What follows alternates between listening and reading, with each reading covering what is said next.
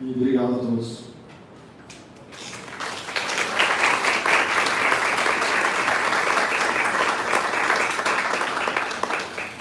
Bom, boa noite a todas e todos.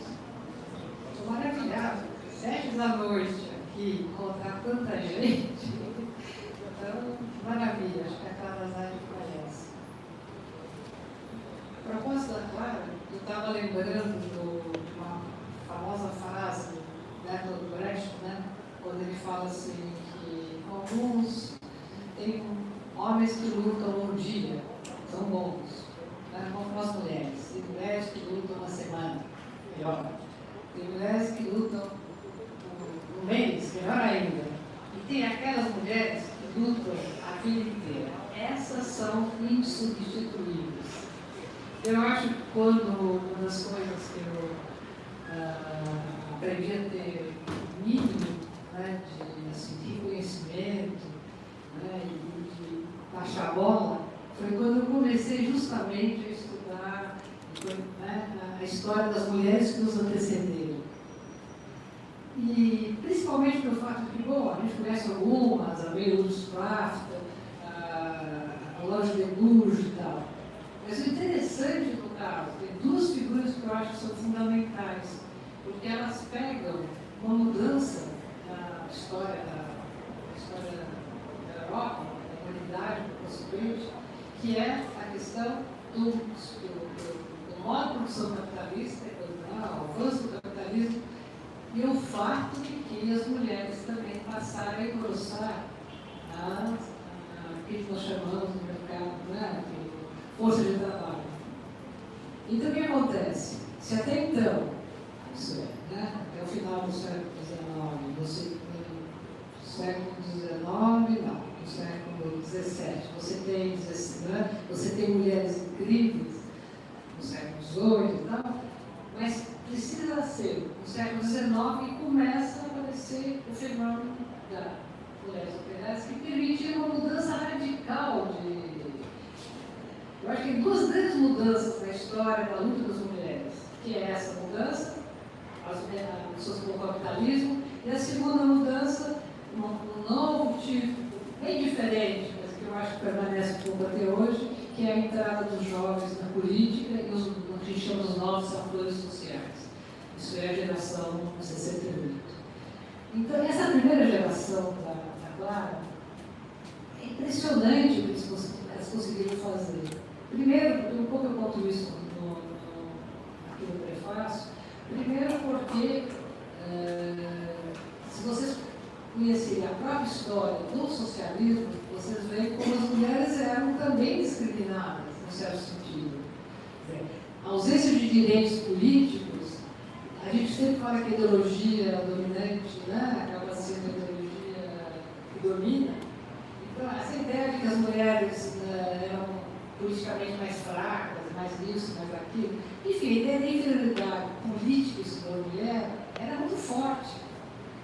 Eu fico muito irritada quando eu leio algumas vezes, assim, no passado, né, alguma desses fóruns políticos falam, precisamos liberar o nível de consciência das companheiras e tal. Mas a verdade era que era fundamental mesmo, né, o trabalho permanente, paciente com as mulheres operárias. Porque quando a gente vive a situação de discriminação, a gente acaba internalizando.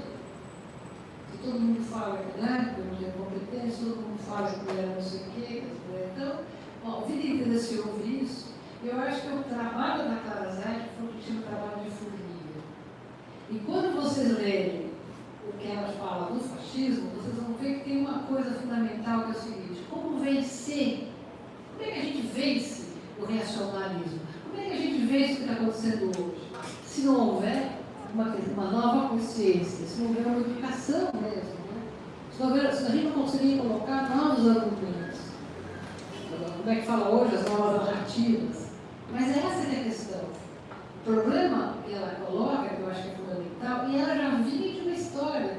Quando ela escreve isso, nós já temos a vitória da Revolução Russa de 17, nós temos as conquistas incríveis que a Revolução Russa trouxe para as mulheres, certo? Basta lembrar nessa escalada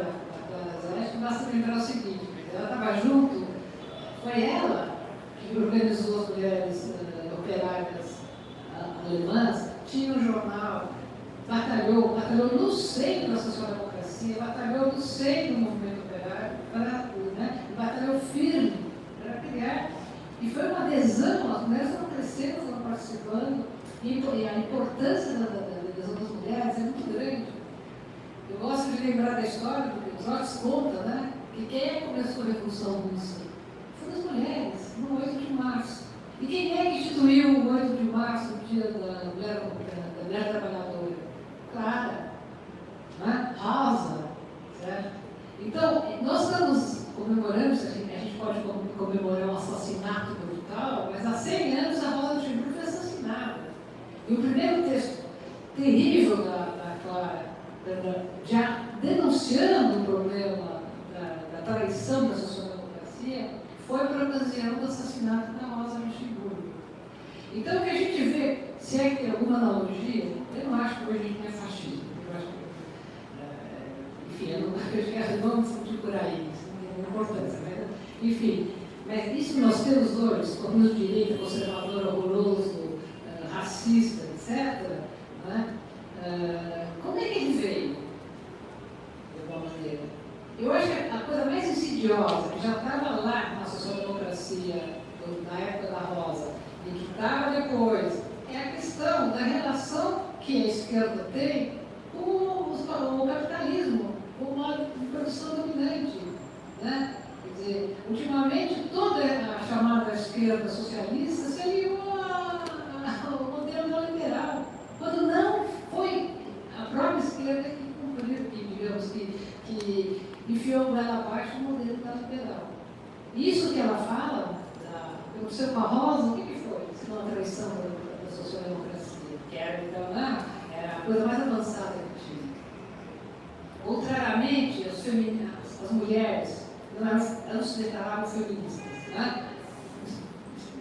Essas mulheres todas que diziam, né, eram pacifistas, diziam a guerra só faz colocar e jogar operário contra operário. E é pura verdade. O socialismo, né, o Partido Socialista, Social-Democrata Alemão, marcou com tudo. Prendeu a Rosa, prendeu a Clara, depois assassinou a Rosa. Então, quando a Clara escreve né, essa resolução política, que é uma resolução política, ela já tinha entrado, ela já fazia parte do Partido Comunista, né, e é uma resolução, quer dizer, gente, é o seguinte, acorda, né, veja tudo que levou ao fascismo, né, você vai dizer que foi o fascismo unitário, a traição também da social-democracia e da esquerda com relação às greves operárias, tentativas revolucionárias. Então é isso. Veja o que aconteceu e vamos fazer um trabalho para evitar que o fascismo se propague para outros países. Então a resolução fala isso. Cada um no seu campo, tentando, sabe, fazendo aquilo que for possível. Então eu acho que a grande lição para mim desse texto, né, para coordenar mais, a grande lição para mim desse texto é a sororidade. Não porque a situação internacional seja a mesma, as coisas mudam muito, é muito dinâmico, mas porque o que nós podemos fazer é exatamente o que ela fala ao final do texto, que é: vamos ter que fazer um trabalho político, vamos ter que conscientizar aonde a gente puder. Foi-se os tempos, né, na época do a ditadura, não vou dizer que nós derrubamos a ditadura, isso é verdade, né? A ditadura meio que se auto-desmanchou, mas foi importantíssima a presença da esquerda. E essa era uma esquerda que estava lá presente. A hora que a esquerda virou burocracia de Estado, a hora que a esquerda abandonou, de certa maneira, que chamava de trabalho de base, quem é que entrou frente ao Estado que é ausente, por exemplo? Como é que as pessoas vivem? E esse esplendor do evangelismo. Por quê? Porque com quem você conta quando você mora numa favela que é dominada por milícia, por mãe dos, né? A milícia é o tráfico, certo? Você não tem proteção do Estado. As únicas figuras que aparecem são as coisas religiosas, e assim em todo lugar que tem uma coisa de angústia muito grande. Nas prisões, quem faz o trabalho político, para dizer, das prisões? Né? Então a questão de como é que a gente vai, né, combater essa direita horrorosa, homofóbica, machista, etc., esse racista que está ali, é exatamente, né, fazendo de novo, voltando de novo, estando presente de novo naqueles lugares em que a gente pode ser útil, naqueles lugares que a gente pode dizer, olha, né, não é por aí. Então, a pior coisa que a gente poderia fazer é, de alguma maneira que fosse, a menor que fosse, a gente se espelhar nele. Né? Eu sempre digo assim, aquilo que eu mais aprecio no feminismo é que o feminismo é pacifista. Né? Quando alguém me falar que seria a vaca do Papa para dizer que o feminismo é o reverso do machismo, né? Eu pergunto, é? O machismo mata todo dia. Quanta gente o feminismo já matou? Mas não assassinou horas perseguidas. Né? Então, eu acho que hoje é um ativismo, ativo de denunciar, né? Que é uma infâmia que a gente não possa pôr o nome da Mariela sem os soldados virem pisarem as rodas. Isso é uma infâmia. Né? Então, tem tipo de infâmia que a gente não deve aceitar, a gente deve repetir de novo. Vamos fazer de novo um negócio, né? Então, porque a pior coisa que a gente podia fazer agora era se esconder. Né? Temos medo? Temos, porque são violentos, são horrorosos e tal. Mas nós vamos tentar fazer que nem a Clara Zetkin. Né? Nós vamos tentar ser corajosos até o fim. Porque eu não sei se vocês conhecem o fim da história da Clara Zetkin. Quando o nazismo ganhou, né, os nazistas ganharam as eleições, terrível, né? Ganharam as eleições, ganharam o parlamento, cabia a deputada mais velha, como seria eu, né, fazer a saudação do novo parlamento. E ela faz uma denúncia assim, ainda mais radical ao horror que é aquilo.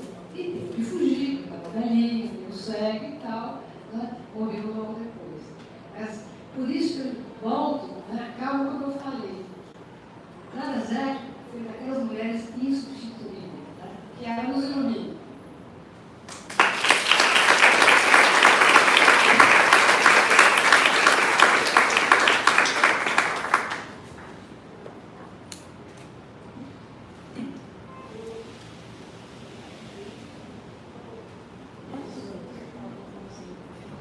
Boa noite a todas e todos. Vou me apresentar primeiro. Meu nome é Silvia, eu sou professora de História da Rede Básica aqui da Prefeitura de São Paulo. Não sou da área da academia, fiz História, mas não escrevi nenhum livro e também não fiz mestrado, doutorado. Então eu sou uma militante, uma ativista feminista e fui convidada para participar aqui, muita honra estar ao lado da Sabrina e da Maria Lígia para participar aqui do lançamento do livro. Eu já havia lido outros textos da Clara, principalmente sobre a questão das mulheres, mas sobre a questão do fascismo foi a primeira vez que eu li o livro, então, portanto, eu li o livro para participar aqui da apresentação e eu fiquei muito empolgada com o livro. Eu fiquei, assim, muito empolgada mesmo, com aquela vontade de, né, energia de estar lutando mais, inclusive. Eu acho que a Clara é muito determinada, ela passa uma força, ela passa uma lucidez, né, uma nitidez sobre as ideias, e ela é muito didática também. Então, assim, antes de qualquer coisa, eu convido todas e todos a comprarem o livro e lerem o livro, porque vale muito a pena. Então, assim, eu acho que o que ela fala é muito atual. Depois eu vou falar sobre a questão da comparação com o momento político que a gente vive hoje. Eu acho, inclusive, que tem tantas pessoas aqui, está tão lotado, porque existe um interesse hoje, exatamente, da gente refletir sobre se esses governos de extrema-direita que estão no poder são fascistas ou não. Ou se é um novo tipo de fascismo, poderia chamar de neofascista. Bolsonaro é um governo fascista ou neofascista? Os governos de extrema-direita que estão ganhando eleições, né, como na Hungria, como em outros países, ou mesmo Trump, são governos de extrema-direita ou são governos fascistas? E qual seria a diferença entre uma coisa e outra? Eu acho que esse interesse é o que justifica que haja tantas pessoas hoje aqui para vir escutar exatamente sobre essa questão.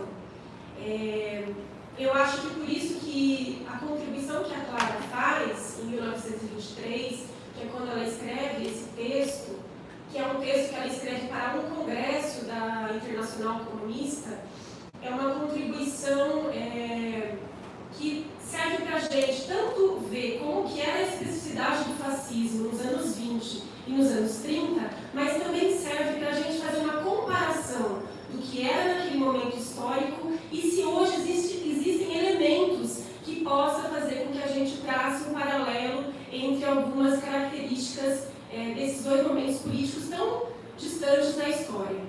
Então, assim, a primeira lição que eu acho que a Clara dá para a gente é que ela fala: nós temos que entender o fenômeno do fascismo.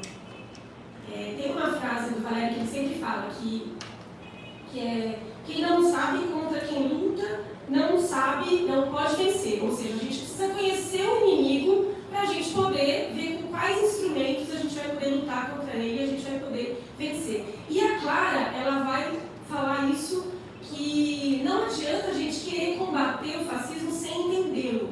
E é por isso que ela vai fazer um estudo sobre as suas raízes históricas, sobre a sua composição social, sobre a sua ideologia, sobre a amplitude de camadas sociais que o fascismo atinge. E através desse estudo, inclusive ela diz que ainda é um estudo limitado, porque ela não está em todos os países, ela vai dizer que a primeira tarefa, inclusive, é que cada país, na resolução que vai ser aprovada nesse congresso, vai ter uma das tarefas cada país, cada comunista nos seus países deveria estudar o fenômeno do fascismo em cada país, porque ele também se apresenta de características distintas de país para país.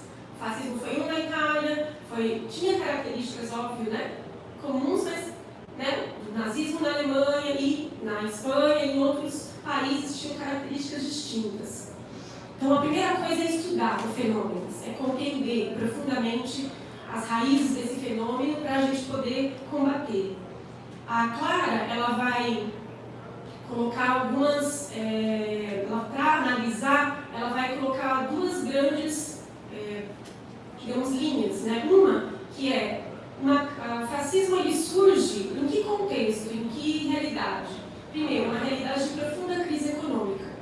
É uma crise econômica que tinha a ver com pós-Primeira Guerra Mundial, e era uma crise econômica que estava atacando profundamente a classe trabalhadora, mas arrastando também numa pobreza os setores médios da sociedade. As classes médias estavam bastante espremidas pela crise econômica profunda que tinha nos anos 20, pós-Primeira Guerra Mundial. Então, ela vai, a partir dessa análise, ela vai colocar que essa crise econômica é uma das raízes, não das raízes políticas, mas das raízes sociais, o terreno onde brota esse fascismo, qual é o terreno fértil que ele prospera? Um terreno de profunda crise de perspectiva no futuro. Não existia uma perspectiva de que as coisas fossem melhorar através das instituições burguesas e democráticas que existiam naquele momento. Ou seja, uma descrença total, uma falta de perspectiva, uma falta de condições mesmo de vislumbrar alguma saída dentro daquele sistema e daquele regime que as pessoas estavam vivendo. Junto com isso, ela vai dizer que tem uma segunda razão aí de influência, que é a falta de acreditar numa saída como uma vitória do proletariado. Por que ela vai colocar isso como também determinante? Foi a traição das direções socialistas ou sociais-democratas que existiam naquele momento, tanto na Itália quanto na Alemanha. Ou seja, na Itália, ela diz, era um momento muito favorável para que existiram nos anos 20 ocupações de fábricas, radicalidade do proletariado. O proletariado estava com muita energia, com muita força de vontade, inspirado inclusive na vitória dos bolcheviques da Revolução Russa, uma esperança muito grande que era possível fazer também a Revolução Socialista na Itália. E essa revolução, não chega a acontecer, mas essa esperança de revolução ela é traída pelas direções socialistas, reformistas, que não depositaram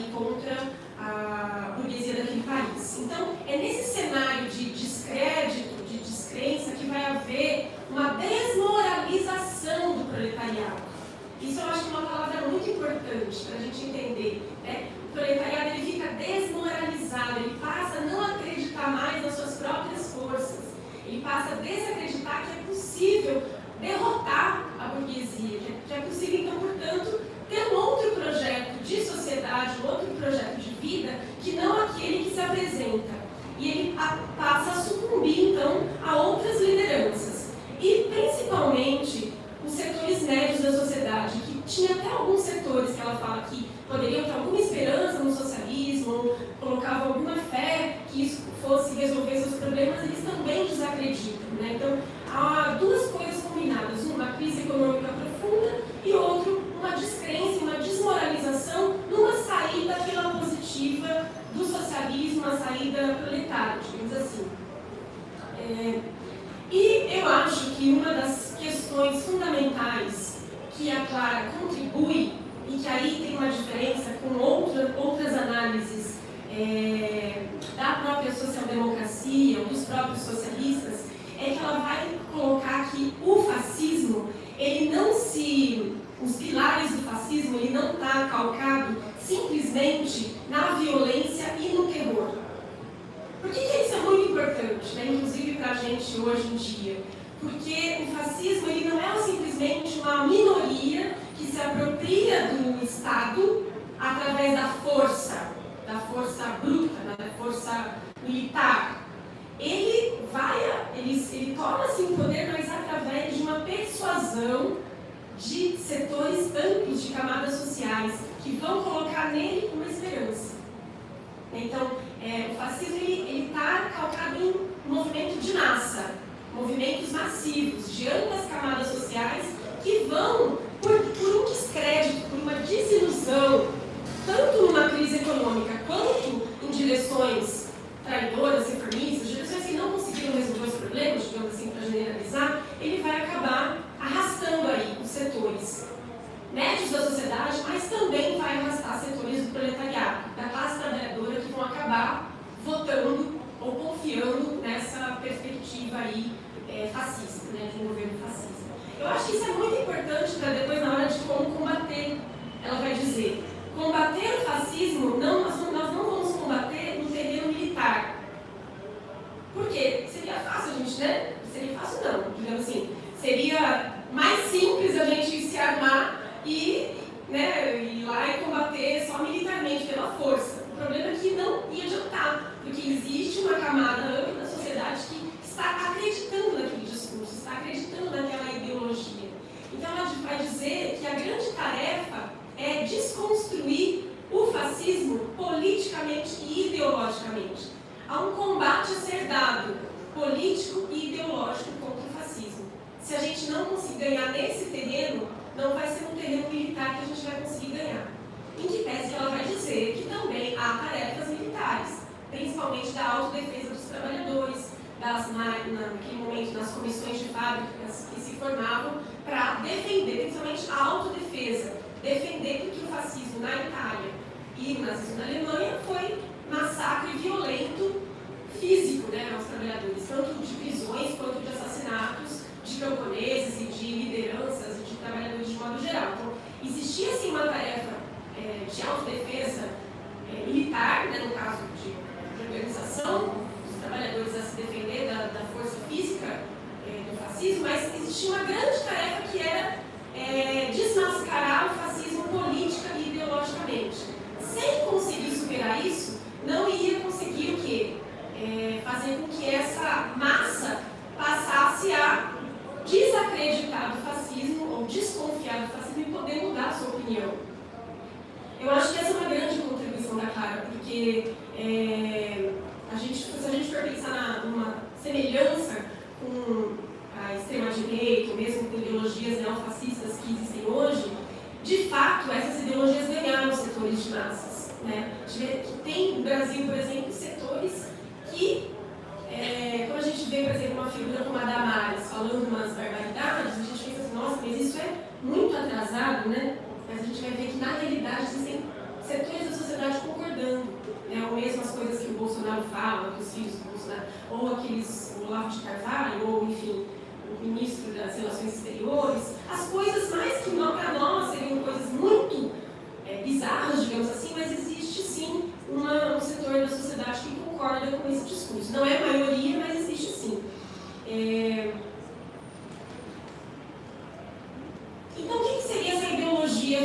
fascista, né, ela vai colocar que principalmente se calca numa demagogia muito grande, porque para o fascismo ganhar, ele tem que prometer coisas que ele não vai ter condições de fazer, ele tem que prometer que ele vai melhorar a vida material das pessoas, que vai reverter o processo de crise econômica, e, por outro lado, uma ideologia de que, para fazer isso, digamos assim, a nação está acima de todos. Ele diz que não existem contradições e conflitos entre as classes, mas que existe uma nação acima de qualquer conflito. Então, se a gente for pensar no slogan do Bolsonaro, cabe bem, né, que é Brasil acima de todos e Deus acima de tudo. Né? Então, assim, Brasil, e quem seria representante do Brasil? O presidente, o porta-voz da nação, da vontade da nação. E acima do presidente só Deus. Né? Então, a nação e o Estado acima de qualquer conflito, e quem é contra a nação e contra o Estado está, então, portanto, contra o bem-estar de todos. Né? Se você critica, essa é uma ideologia, se a gente for resumir aí, né, a ideologia fascista, é que todos, né, têm que estar alinhados com esse pensamento único, que é uma prática, um pensamento único, uma prática autoritária, um Bonaparte no poder, através de uma figura política que vai ser o porta-voz do interesse da nação, como se existisse um único interesse da nação. E esse único interesse da nação é o interesse dele.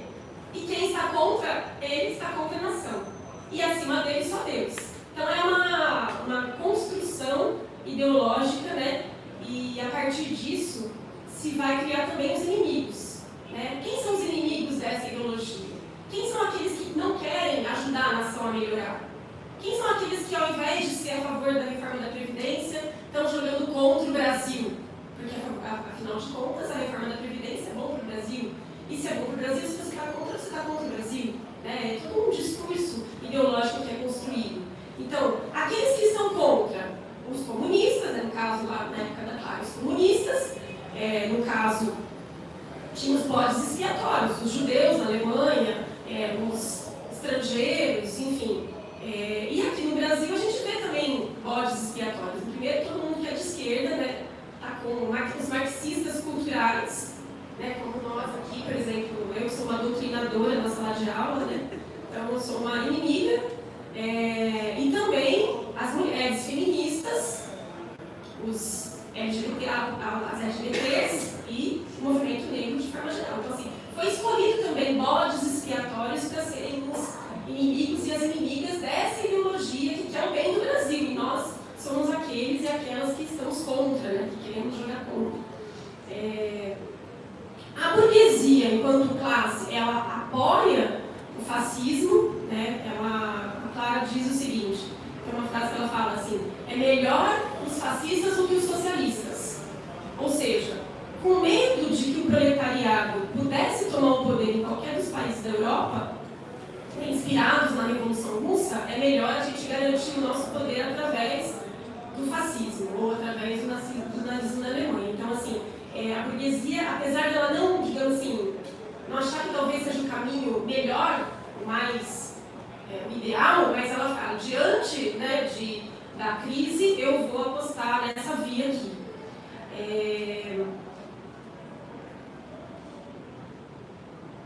E aí a Clara vai fazer uma coisa que eu acho muito importante, que é dizer como é que a gente vence o fascismo, que talvez para nós seja uma parte bem importante mesmo, né? Interessante, porque a gente quer não só vencer governos, pessoas, grupos fascistas, mas também, digamos, governos de extrema-direita, né?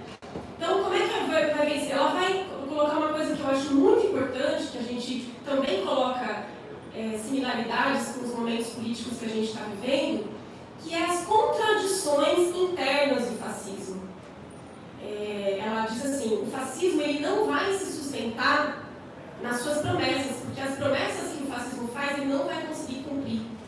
Então, diante da crise econômica muito grande, ele não vai conseguir entregar às massas, entregar ao povo as promessas que ele fez de melhoria da vida social, de melhoria das condições econômicas, e isso vai causar o quê? Um certo descontentamento e uma desilusão, né? Ela também vai falar sobre os conflitos internos no interior do Estado. Por quê? Há um conflito que vai existir entre as camadas burocráticas de antes do fascismo com os novos líderes fascistas. Ou seja, o Estado tinha a sua burocracia, tanto política quanto militar. Ao entrar um grupo novo no poder, esse grupo novo acaba querendo centralizar e acaba criando conflitos, tanto com a burocracia anterior, quanto com os militares que já tinham o seu status, os seus postos, né?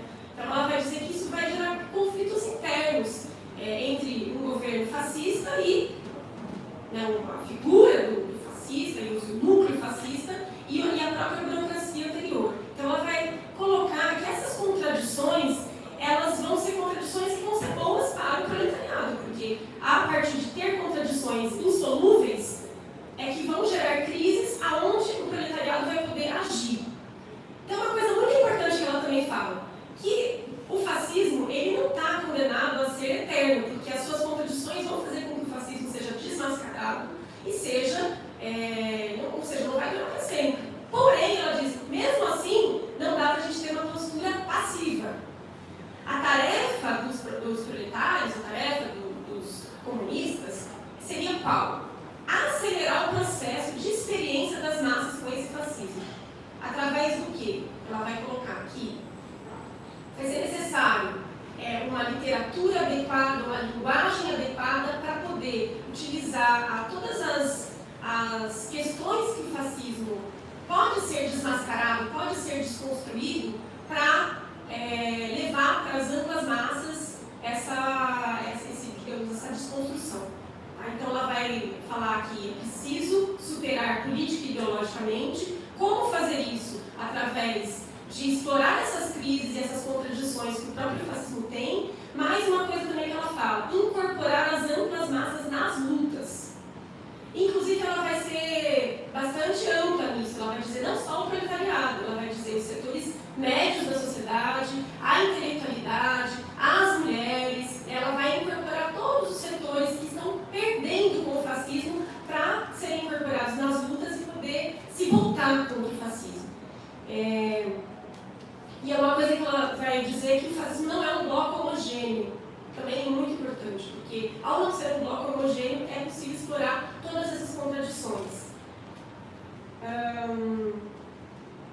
Tem outras 3 tarefas que ela fala, que é construir uma frente única antifascista, ou seja, ela diz, diante do fascismo é necessário que todos os trabalhadores, todos os setores oprimidos se juntem, independente da posição ideológica e política. Isso seria uma grande frente única de todas as organizações da classe trabalhadora, mas não só, também da organização dos camponeses, das mulheres. Então ela vai dizer, para derrotar esse inimigo tão forte é necessário a unidade. E a outra coisa que ela vai dizer é que é necessário também um programa. Que programa seria esse? Ela coloca como programa de um governo operário camponês. Porque o peso dos camponeses naquele momento era muito grande na sociedade. Hoje a gente poderia dizer um governo operário popular, alguma coisa mais ou menos similar nesse sentido. Bom, eu acho que o pensamento dela serve para a gente fazer, a gente não pode correr o perigo de fazer uma analogia do que ela escreve sobre o fascismo nos anos 20 e nos anos 30 com o momento atual. São momentos totalmente distintos da história, principalmente porque a gente não teve uma Revolução Russa vitoriosa, principalmente porque a gente não tem a iminência nem o perigo de uma nova revolução socialista nesse momento, como existia lá na Europa naquele momento. Mas algumas coisas eu acho que é possível colocar similaridades. Eu não estou afirmando aqui que o Bolsonaro é um governo fascista ainda, eu vou chegar nessa conclusão daqui a pouquinho, daqui a uns 5 minutos. Eu vou falar então o que eu acho assim, da minha experiência de ler o livro e fazendo essas comparações. Primeiro, a gente tem hoje uma crise econômica, né, que deu um caldo aí para uma classe média começar a ir para as ruas. Em 2015 e 2016, os movimentos de classe média com a bandeira de luta contra a corrupção, mas era uma classe média muito espremida aí pela própria crise de falta de perspectiva de ascensão social.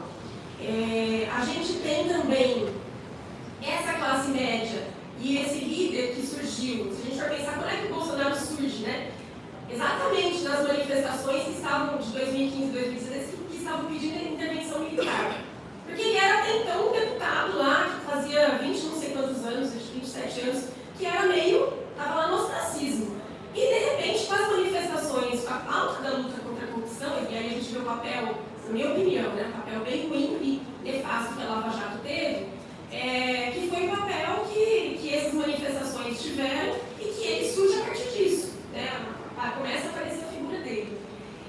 Um momento também de desmoralização da esquerda no país, né? Ou seja, por conta de uma coalizão de setores populares com setores burgueses, você teve um descrédito de uma saída de enfrentamento com o grande capital e uma ideologia que, digamos assim, o núcleo mais central do governo Bolsonaro tem, que é essa coisa aí de uma nação acima de todos, em que pese toda a demagogia que isso significa, porque nem nacionalista ele não é, ele entregou a base de Alcântara, ele está entregando a Petrobras, enfim, mas existe uma demagogia em cima disso e uma construção de que há a nação em cima de todos e o Deus em cima de tudo, que tem a ver também com os fundamentalistas do governo e tal. O Mussolini, ele obrigou todas as escolas a terem crucifixos, né, em todas as escolas. Isso é uma coisa que também comecei a fazer um paralelo. Mas por que eu estou falando isso? Assim, eu acho, assim, para concluir, que a gente não pode dizer que o Bolsonaro é um governo fascista. Mas eu acho que a gente pode dizer que existe um núcleo no governo que, digamos, tem elementos que a gente poderia dizer neofascistas. Neo por quê? Porque não é o fascismo dos anos 20, não é o fascismo, né, que teve naquele momento na Itália, na Alemanha, na Espanha, mas existem algumas semelhanças. E acho que a gente tem que pegar essas semelhanças para a gente poder saber como que luta, algumas pistas que a Clara Zete dá, como que a gente luta contra governos com essas características. Tá?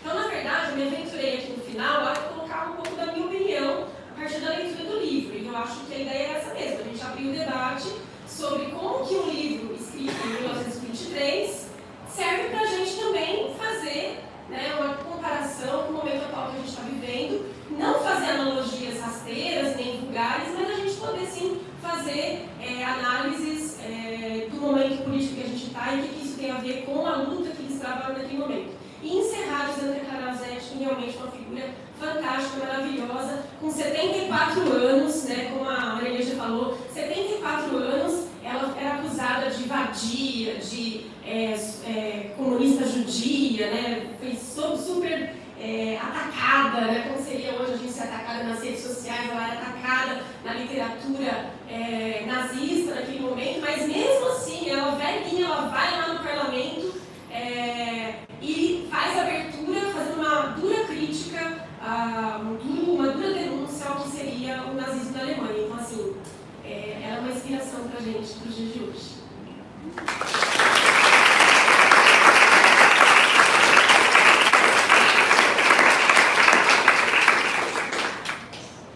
Olá, boa noite. Obrigada, Maria Lígia, do bom, Silvia.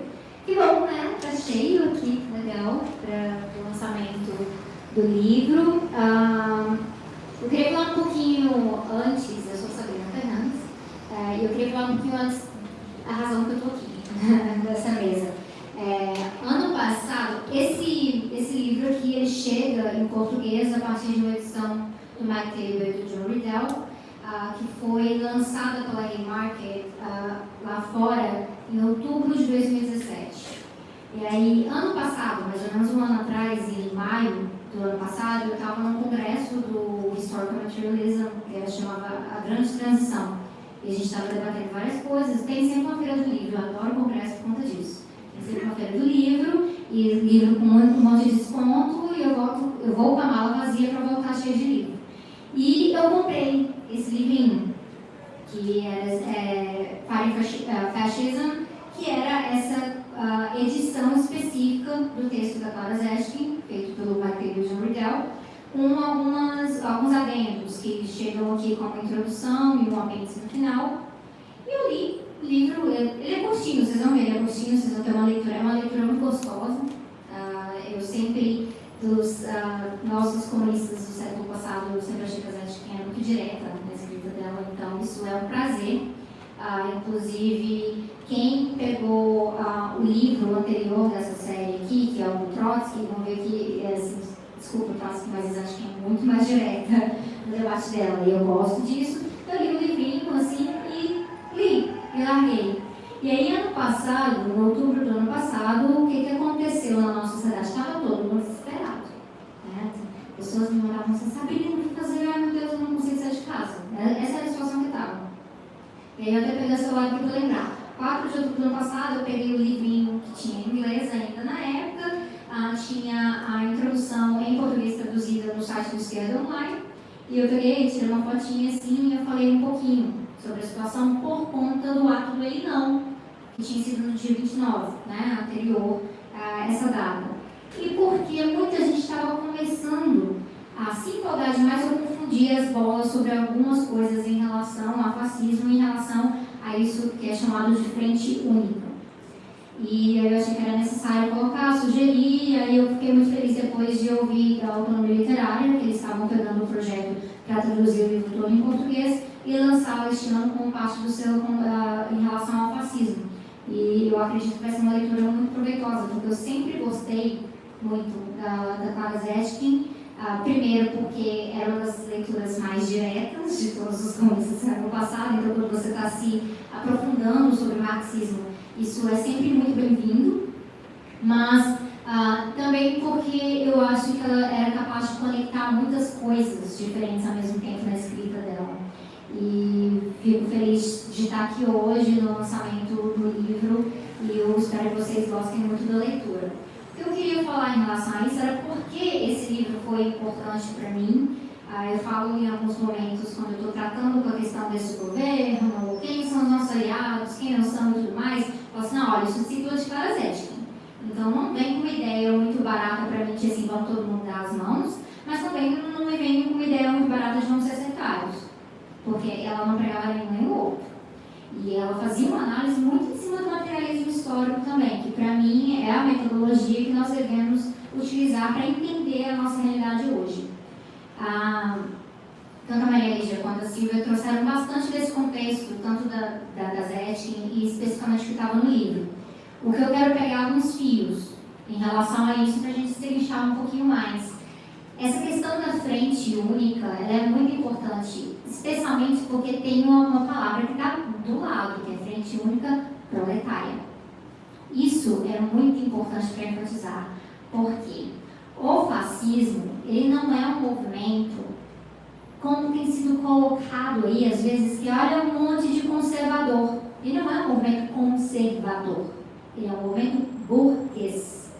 Ele é burguês da burguesia. E essa burguesia, ela se utiliza do conservadorismo quando necessário para ter suas ferramentas favoritas e ideológicas. Isso é importante. A Zetkin enfatiza em vários momentos no texto dela de que o militarismo é um aspecto do fascismo que vem depois. Primeiro ele tem uma vitória ideológica sobre a sociedade. Essa vitória ideológica, ela se dá inclusive numa fase pré-fascista. E isso tem muito a ver com a situação em que a gente se encontra hoje. Eu concordo, nós não estamos sob um regime fascista. Isso precisa ser muito enfatizado porque temos uma mania na esquerda que me preocupa bastante, que é de simplesmente falar, tá vendo o que está acontecendo? Então tivemos um golpe, então estamos na ditadura Temer. A gente não estava na ditadura Temer. E toda vez que eu ouvia isso, eu sentia um aperto muito forte. Porque se a gente vai banalizar o termo ditadura dessa maneira, a gente vai ter problemas muito graves. Então nós não podemos falar dessa forma. A nossa democracia liberal está falida? Está falida. Mas a democracia liberal, ela vive ciclos de falência. A democracia liberal é isso. Então é importante a gente entender que uma democracia liberal estar sob ameaça não significa automaticamente que estamos vivendo sob o fascismo. Nós temos pessoas com ideias fascistas que ocupam cargos específicos desse governo, só que o fascismo, para ele se instalar como um regime, ele tem que chegar num ponto em que ele perde certa coesão ideológica, ele tem que partir completamente para a força. É um jogo de hegemonia. Então, Antônio Gramsci, sempre muito útil para a gente compreender isso. Gramsci também um excelente intérprete do século passado, e ele falaria que é um jogo de consentimento e de coerção. Então, essa fase pré-fascista, ela é um jogo de consentimento. Tem todo um debate ideológico com a sociedade, se utiliza de muita manipulação em relação a isso, se utiliza de medo, que a gente sabe que o medo e o ódio estão afetos negativos muito relacionados nesse momento. Mas olha só, pode ser que se um regime que tem pessoas fascistas, com ideário fascistas, que estão assim, dispostos a chegar até o último momento, mas se eles conseguirem garantir tudo aquilo que eles estão propondo através simplesmente dessa manipulação ideológica, mais fácil para eles. Eles não precisam chegar no militarismo. Então é muito importante a gente entender o que é fascismo, não é para falar, nossa, estamos vivendo fascismo no Brasil. Não estamos. Precisamos não chegar neste ponto. É este debate que a gente está fazendo hoje. Muita gente se empolga muito na esquerda, e assim, eu tenho muita vontade de fazer esse estudo um dia. E eu acho que assim, um dia, se eu tiver tempo de me dedicar assim, com todas as forças ao projeto especificamente, o que é esse debate sobre luta armada e masculinidade na esquerda? Que o pessoal acha que o que a gente vai fazer com tudo é colocar um fuzil na mão de todo mundo. Calma aí, gente, cadê? Se você colocar um fuzil na mão de pessoas, as pessoas têm que ter tática, estratégia, tem que saber qual que é o seu inimigo, não é simplesmente vamos armar a classe trabalhadora, que é um discurso muito barato que a gente ouve por aí, em que não reconhece, por exemplo, quais foram os dilemas sob a ditadura no século passado, que a esquerda clandestina enfrentou em relação à guerrilha, né? Então, isso é uma coisa importante para a gente considerar. A gente precisa tratar de tática e estratégia. Como podemos evitar o fascismo? Então, lutar contra o fascismo não é esperar que o fascismo venha e se instale e aí vamos lutar contra o fascismo. Lutar contra o fascismo é evitá-lo. Então, nós estamos nesse período. No Brasil e em muitos lugares do mundo, dessa forma. Significa que todas as pessoas que estão nesse governo são fascistas? Não. Não, porque isso também está em jogo. A burguesia, ela se disputa frequentemente, porque a burguesia também tem suas próprias diferenças ideológicas. A burguesia liberal, ela vai favorecer alguns métodos específicos, às vezes uma lógica de direitos humanos, que é importante, mas é sempre aquela assim, direitos humanos, mas nem tanto. Esse nem tanto é classificado por retirar direitos de trabalhadores. Então, somos humanos, temos direitos humanos, mas quando você é trabalhador, a gente pode enfiar a faca em alguns outros espaços. E a burguesia liberal funciona dessa maneira. A burguesia liberal tem interesse em disputar esse governo, inclusive para o fato de que, caso esse governo chegue a uma falência muito próxima, por conta das suas próprias contradições, como a Silvia enfatizou aqui, eles querem ser quem vai substituir. E a Clara Zetkin, ela enfatiza isso, falando o tempo todo que o nosso debate é da classe trabalhadora. Então, qualquer discussão que a gente vai fazer sobre fascismo tem que ser necessariamente uma discussão sobre luta de classes. Esse deve ser o nosso conceito central nos nossos debates, porque muita gente está sob a impressão de que o fascismo se estabelece, o Bolsonaro é um fascista porque ele odeia a população LGBT, ele é misógino, ele é racista. Não necessariamente uma pessoa que tenha todas essas qualidades deploráveis é uma pessoa fascista. O fascismo, ele é sim um movimento burguês. E tem aquele livrinho, né, que é o São Fascismo, do Leandro Conde, que também é um livrinho básico, eu já indiquei no meu canal, no Instagram para as pessoas antes, porque fala com todas as letras. Ele é burguês e ele é antiliberal. E antiliberal nesse sentido é anti-direitos, esses direitos humanos, aquela carta liberal, quando a gente pensa na Revolução Francesa e tudo mais. Mas é sempre bom lembrar, quando eu penso em Revolução Francesa, eu também lembro de guilhotina. Então, o pessoal também não exagere e vamos dar a mão para todo mundo, né? O que a gente vê com esse aspecto antiliberal? O fascismo, ele vai se instalar quando a gente chegar num ponto que esse governo vai falar, não, o pessoal nosso consentimento não está segurando. Então, agora a gente vai ter que esmagar em todos os aspectos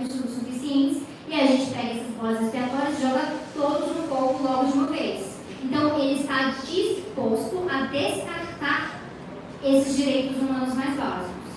Mas, antes disso, chegar nesse ponto, ele vai negociando. Quem que a gente pode colocar debaixo da faca primeiro, quem que a gente vai esperar um pouquinho mais.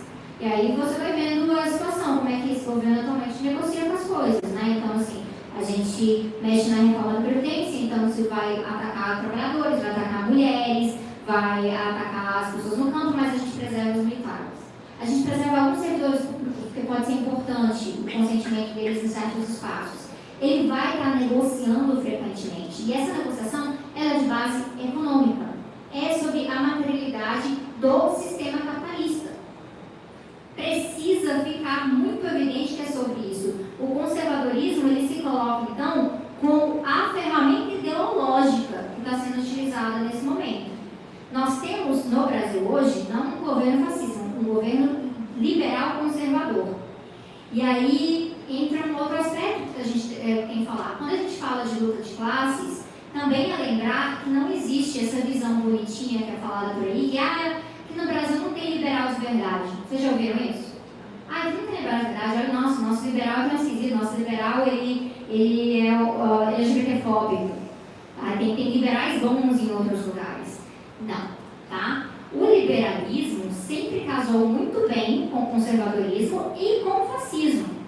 Inclusive, aí a gente conta... Essa parte é muito engraçada, né? Quando a gente fala de Mises, e Mises falava que preferia o fascismo aos socialistas e aos comunistas, e aí vem alguém fazendo uma distorção muito grande do pessoal, assim, sei lá, anarcocapitalista e essa galera toda por aí, e vem com uma manobra.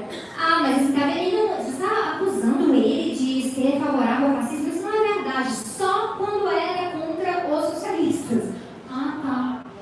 Então, pois é, o fascismo é antissocialista, anticomunista, ele é um momento burguês, justamente por isso. Então, os liberais frequentemente estão dispostos a jogar todo mundo que está organizando a classe trabalhadora na fogueira, porque os liberais também são burgueses, também são defensores da burguesia. Então, o nosso processo que a gente tem hoje, ele não é um processo da gente, todo mundo vamos dar as mãos contra o Bolsonaro, porque a gente tem que compreender que o Bolsonaro, ele é um representante de um projeto político que está disposto a empurrar até o seu limite, se for necessário, e é para isso que tem toda essa aliança com os militares, né? Vamos lembrar assim, o pessoal pensa muito no Mourão, mas General Heleno é uma figura que a gente tem que manter muito em mente. Agora em Brasília amanhã começa o acampamento Terra Livre dos povos indígenas, e o Heleno é um dos obstáculos muito grandes que a gente tem isso. E o Moro está disposto também. O Moro está disposto a ir bem longe desse projeto que ele tem aí. Só que o que acontece? O Bolsonaro ele só representa ele é a bola da vez. Se a gente for simplesmente anti-Bolsonaro, o que a gente coloca no lugar? Pode vir alguém pior, pode vir, e aí é bom para o pessoal acordar um pouco com essa ideia de assim, olha, tá vendo, o governo está brigando entre si. Agora o Olavo de Carvalho está brigando com o Bolsonaro, está brigando com os militares, como se isso fosse uma coisa maravilhosa pra gente, né? Olha, eles estão brigando. Olha, quando eles estão brigando, eles estão tentando definir quem que vai continuar preenchendo esse espaço. E nunca é a gente. Nunca é a gente. Então não podemos cair nessa ilusão, e a Zete enfatiza isso, de que já que o fascismo tem contradições próprias e ele pode acabar se derretendo sozinho, a gente vai ficar sentado de braços cruzados para o fascismo derreter. Ou não chegar a ponto do fascismo, o governo liberal conservador ruir por incompetência, talvez, e ao ruir por incompetência vai lá, volta algum representante da burguesia e preenche esse espaço novamente. O movimento de lutar contra o fascismo, ele não pode então ser simplesmente um movimento contra-hegemônico, simplesmente antifascista. Nós nos organizamos como antifascistas por conta da Frente Única Proletária, mas nós devemos manter sempre em mente que o nosso projeto político é outro, e esse projeto político precisa ser apresentado. Não podemos abrir mão disso por conta dessa velha falácia que nos é contada há décadas e décadas, de que se há uma grande ameaça muito próxima do poder, nós devemos recuar, porque senão vamos afastar as nossas ideias da população, eles vão se assustar com a gente, porque afinal, nós temos hoje em dia um senso comum no Brasil que é conservador, que é anticomunista. Então, nosso papel agora deveria ser menos comunista, porque a população não gosta de comunismo. A população foi enganada. Mentiram para a população sobre o comunismo. Falácias são espalhadas há muito tempo.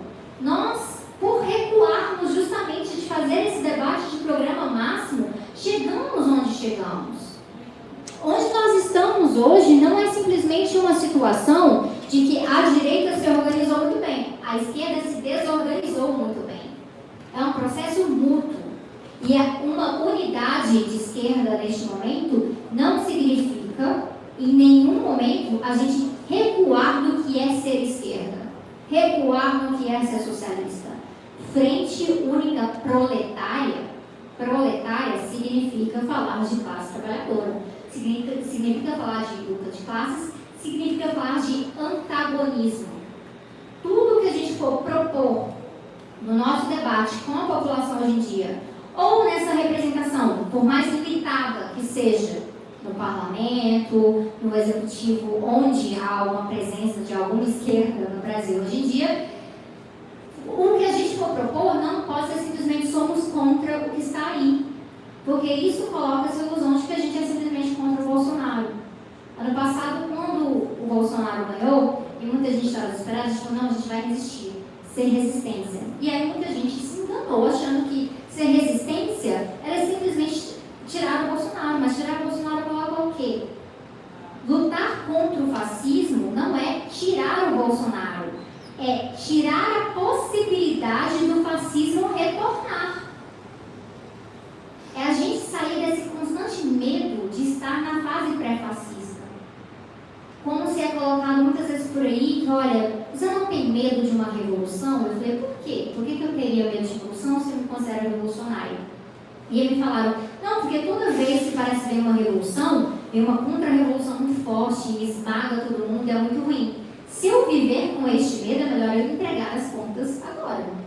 Não vai ter mais nada para fazer. Nós devemos desistir de, inclusive, analisar a realidade, vamos todos nos alienar e ser controlados, porque é justamente isso que o capitalismo quer. Então, nós não devemos ter medo deste momento, nós devemos organizar para que eles não sejam normalizados como figuras de lideranças que possam fazer uma contra-revolução. Para que eles não cheguem num ponto em que eles possam simplesmente juntar uns pauzinhos aí, mexer num processo eleitoral, porque a gente simplesmente normalizou que poder é eleição, que política é eleição. O pessoal está preocupado hoje em dia quando a gente fala de combater a reforma da Previdência, mas não simplesmente porque estamos contra o Bolsonaro. O projeto de reforma da Previdência é um projeto de heresia. Temer não conseguiu implementar e joga contra o Bolsonaro. E vai ser assim. E aí, se entra um liberal qualquer no lugar, então vai vir um liberal para implementar. E aí eles contam aquela falácia de uma questão de matemática. Apostam na ideia da população de que a esquerda não entende nada de economia e eles entendem de economia. Eles entendem muito bem de economia, a deles. A de como manter o seu lucro lá em cima. Como transferir para um projeto de capitalização no Brasil que vai enriquecer bancos ainda mais. É assim que funciona. Então, nós precisamos politizar neste momento. Essa é a nossa tarefa de frente única proletária. A nossa frente única proletária é lembrar da classe trabalhadora que ela é classe. É falar de consciência de classe, que é algo que tem sido negado com frequência. Nós temos aí ideologias diversas, trabalhando com a ideia das pessoas de que você simplesmente basta ter igualdade de oportunidades e aí terá meritocracia, você pode trabalhar muito e aí um dia você pode ser burguês. Pois é, Florestan Fernandes está falando disso há muito tempo, sobre a relação brasileira. Essa normalização que foi dada do capitalismo arcaico no Brasil, dependente no Brasil, de que essa classe intermediária acredita que ela não é trabalhadora. Ela acredita que ela é uma quase burguesa, e se não fosse o Estado atrapalhando, ela chegaria lá. Isso é muito importante para a gente falar, por exemplo, do debate da reforma da Previdência. O sistema de repartição, que é o sistema atual que a gente tem, o outro nome desse sistema é sistema de solidariedade. E eu acho esse nome muito melhor, acho que a gente deveria usar mais esse nome. É solidariedade intergeracional, entender que produção é um processo em que todos nós estamos inseridos, como não burgueses. Os burgueses estão inseridos como aqueles que estão tirando proveito, extraindo ganhos a partir do processo de produção. Então, se a gente for falar de previdência, a gente tem que fazer solidariedade sim. Que quem produz hoje contribui para aquele que não pode mais produzir possa finalmente descansar. Representar a população, ter interesses que são interesses populares, é reconhecer esse ciclo, porque todos nós, um dia, gostaríamos de nos aposentar. Então, isso é importante. Agora, falar que é uma questão simplesmente de matemática e a gente tem que fazer um processo de capitalização, é tentar despolitizar todo esse processo e, inclusive, esconder que a nossa previdência não tem um problema em si. O problema que a gente tem hoje em relação à previdência é um problema econômico, de desemprego, de crise econômica, de desmobilização, de jogar as pessoas na informalidade para que elas não contribuam. Essa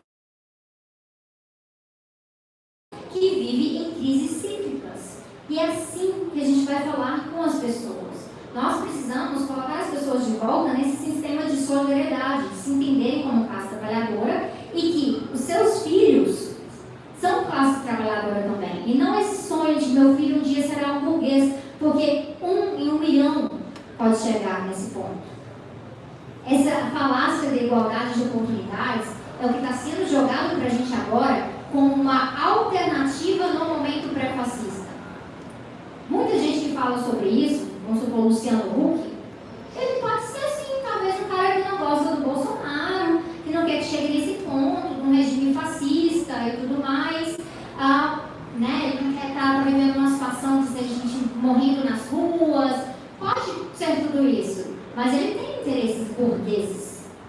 A Rede Globo não ganha com propaganda, gente, a Rede Globo ganha com aplicação financeira.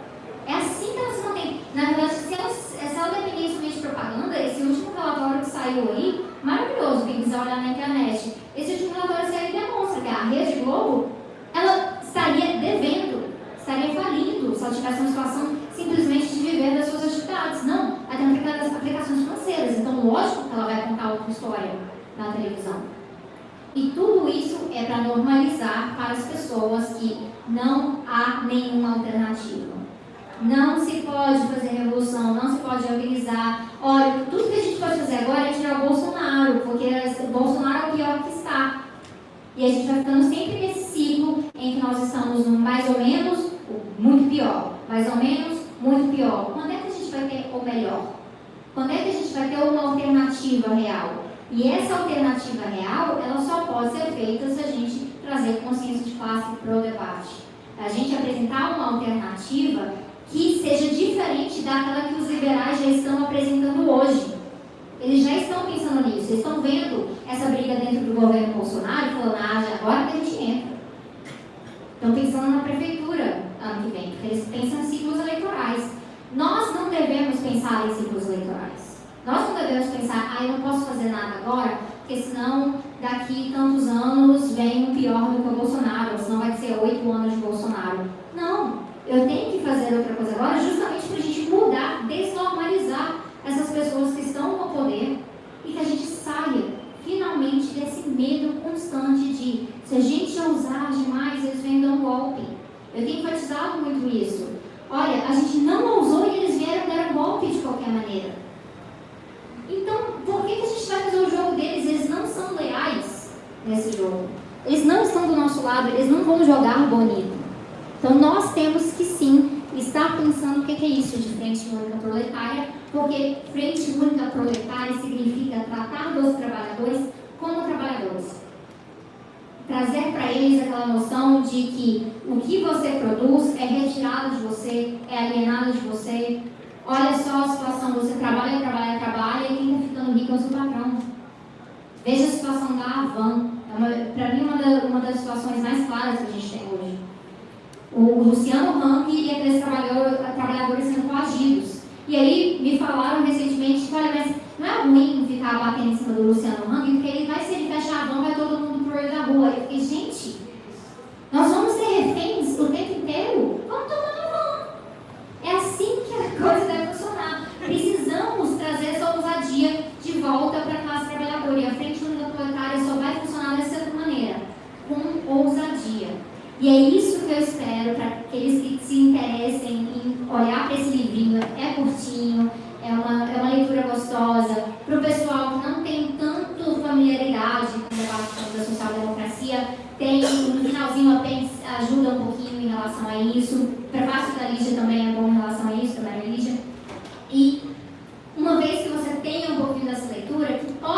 aspirar a isso. Toda vez que você estiver na rua conversando com pessoas, você que é proletário sim, que você possa falar, sou proletário sim, só que isso não me faz pior, isso me faz o futuro dono do mundo. É assim que a gente tem que pensar. Precisamos de ousadia e é só assim que a gente vai derrotar o fascismo.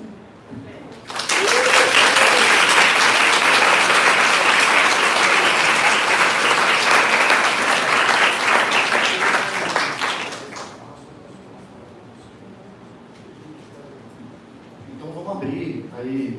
Obrigado às 3 debatedoras aí, incrível, né, a conversa de hoje. Vamos abrir para o pessoal fazer perguntas. A gente pede que o pessoal procure ser breve, vai deixar mais pessoas participarem e procure, enfim, fazer perguntas mesmo. Então, primeiro você, como que é? Quem estiver de fora quiser perguntar... A gente tem outro microfone aqui tá? também, eu passo Vem lá. na porta aqui, só fazer uma pergunta.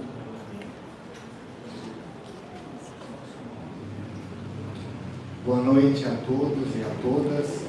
Eu sou o Fábio, sou estudante de Direito na Universidade de São Judas, não é? E sou militante do Partido Comunista do Brasil. Pois bem, professora, antes de tudo, parabenizar por fazer esse resgate. Eu, durante muito tempo, procurei livros da Clara Zetkin e só passei por frustrações, né? Nesse sentido de procurar algo mais sistemático sobre o pensamento de uma grande comunista, né? Acho que, aliás, né, falou-se tanto aqui do liberalismo, o feminismo foi raptado pelo liberalismo, né?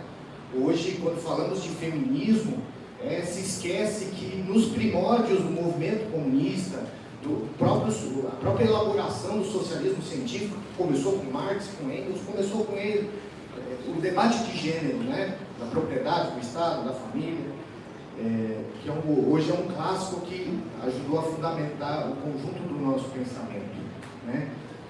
Eu também gostaria de valorizar muito que a Clara Zetkin, né, é uma das poucas, né, eu acho que é a única comunista alemã que está enterrada no Kremlin, junto com outros heróis do socialismo de 17, junto com Krupskaya, com a Kollontai, com John Reed, né, ali também está próximo Lenin, né? Ela teve um papel assim muito importante para o movimento comunista. E eu gostaria de concordar com alguns pontos, professora, que eu também gostaria de trazer algumas polêmicas, né? Eu acho que a primeira, a questão do fascismo. Eu acho que existe um protofascismo, né, de caráter primitivo. Existe um ethos fascista, né? E aí existem duas coisas que eu acho que são incomuns, inclusive na atualidade.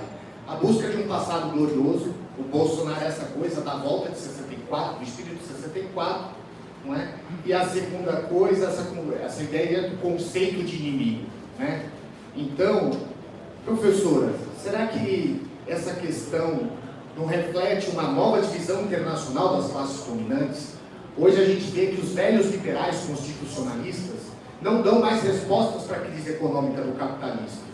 E as classes dominantes estão procurando novas formas, novos regimes políticos que atendam à lógica de exploração do capital. Será que essa nova lógica, que também aconteceu nos anos 20 e 30, está se repetindo sob novas condições? Né? Para ser breve ali, que o já está bravo comigo. A segunda coisa, não é? Naquela época nós estávamos no auge de uma revolução industrial, né? A mecanização dos processos industriais, a revolução 4.0 não está ajudando nessa desestabilização, na mudança das relações de produção, da lógica do capital, né?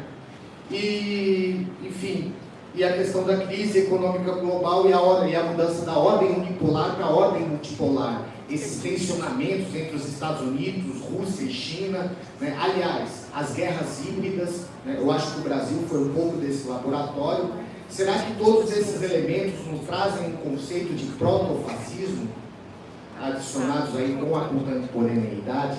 Aqui, para ser breve, já passei de novo. Valeu, obrigado, desculpa. Foi ótimo. Não, a gente pega umas... Vamos pegar algumas aí, vocês selecionam aí mais ou menos. Boa noite a todas e a todos, as debatedoras. Eu sou Mauro Rocha, jornalista, trabalhei em política já há muito tempo, fui militante do PT, até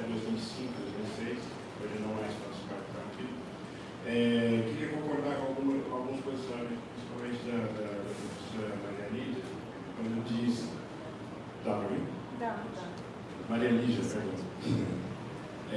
Quando diz das questões. Perdi agora o que eu ia falar. Bom, enfim, concordo com vários posicionamentos aqui das três. Acredito que esse movimento que a gente tem hoje, na verdade, isso iniciou em 2013 com a migração à política. Isso foi um forte, talvez, a questão das classes dominantes e da burguesia que apresentou muito claramente em 2013. Concordo também que em cada momento, como no início do século passado, a gente tinha uma situação econômica, hoje a gente tem outra e assim por diante, mas, e aí eu vou finalizar para poder fazer a pergunta, que é única. Em 89, quando a gente fazia militância, vamos dizer assim, de base, né, com as pastorais, base, coisa toda, a gente estava ocupando um espaço, veio de repente um Silvio Santos e quase desestabilizou todo aquele processo. Enfim, não ganhamos a eleição, aquela coisa, mas o Silvio Santos atrapalhou em certa parte aquele movimento em 89. Hoje, concordo também que acho que deve ser um movimento único e até a gente não tem aí uma linha fina da esquerda de combate. Nós não temos uma linguagem, não temos um discurso único de combate. Como é que a gente pode fazer essa unificação do proletariado em uma sociedade em rede, como coloca Manuel Castro, que talvez possa ser alguma coisa parecida com o Capital atual, quando ele coloca nos livros, né? Mas como é que a gente pode fazer esse combate com redes sociais, com o Facebook, com essa patralha toda, com esse objeto do inferno que a gente tem hoje, que é o celular que pode tudo?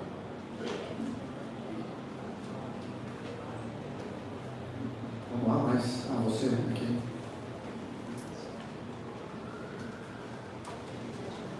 Boa noite, meu nome é Mila, eu sou estudante de Relações Internacionais, eu também estou na faculdade. E o que eu queria perguntar, na verdade, é uma pergunta bem breve, bem direta, sobre qual a real força que nós estudantes temos hoje e como a gente consegue combater não só o próprio fascismo e o liberalismo conservador, mas também a hiperpolítica e a despolitização, até mesmo nos nossos próprios movimentos.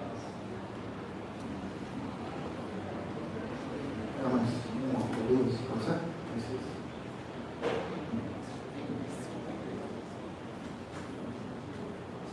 Oi, meu nome é Fernando Mola. Eu queria complementar a pergunta dele porque a Clara ela falava sobre esse descontentamento que os reformistas causavam e que tira o poder da classe operária. Hoje, quando a gente tem a frente única tem se chamado de frente progressista. Então é mais direcionada a costumes do que a classe. Como fazer para fazer essa unificação para a direção da classe sem abandonar a luta progressista num momento em que a gente ainda tem muita força do Lula livre, então o PT está distante de fazer de se entender como esse reformista que acabou traindo o proletariado em algum setor. Então como fazer esse pêndulo ir para a classe sem abandonar a luta de costumes? Uma última aqui. As duas aqui para fechar. Oi, boa noite, eu sou o Lucas, sou estudante de Ciências Sociais e militante da Ação Subversiva. Eu gostaria de perguntar, bem brevemente, pedir para as debatedoras diferenciarem entre frente única e frente popular, porque parece que certos setores da esquerda, ao colocarem, vamos fazer aliança contra esse suposto fascismo até com um setor supostamente progressista da burguesia, acaba caindo nessa frente popular.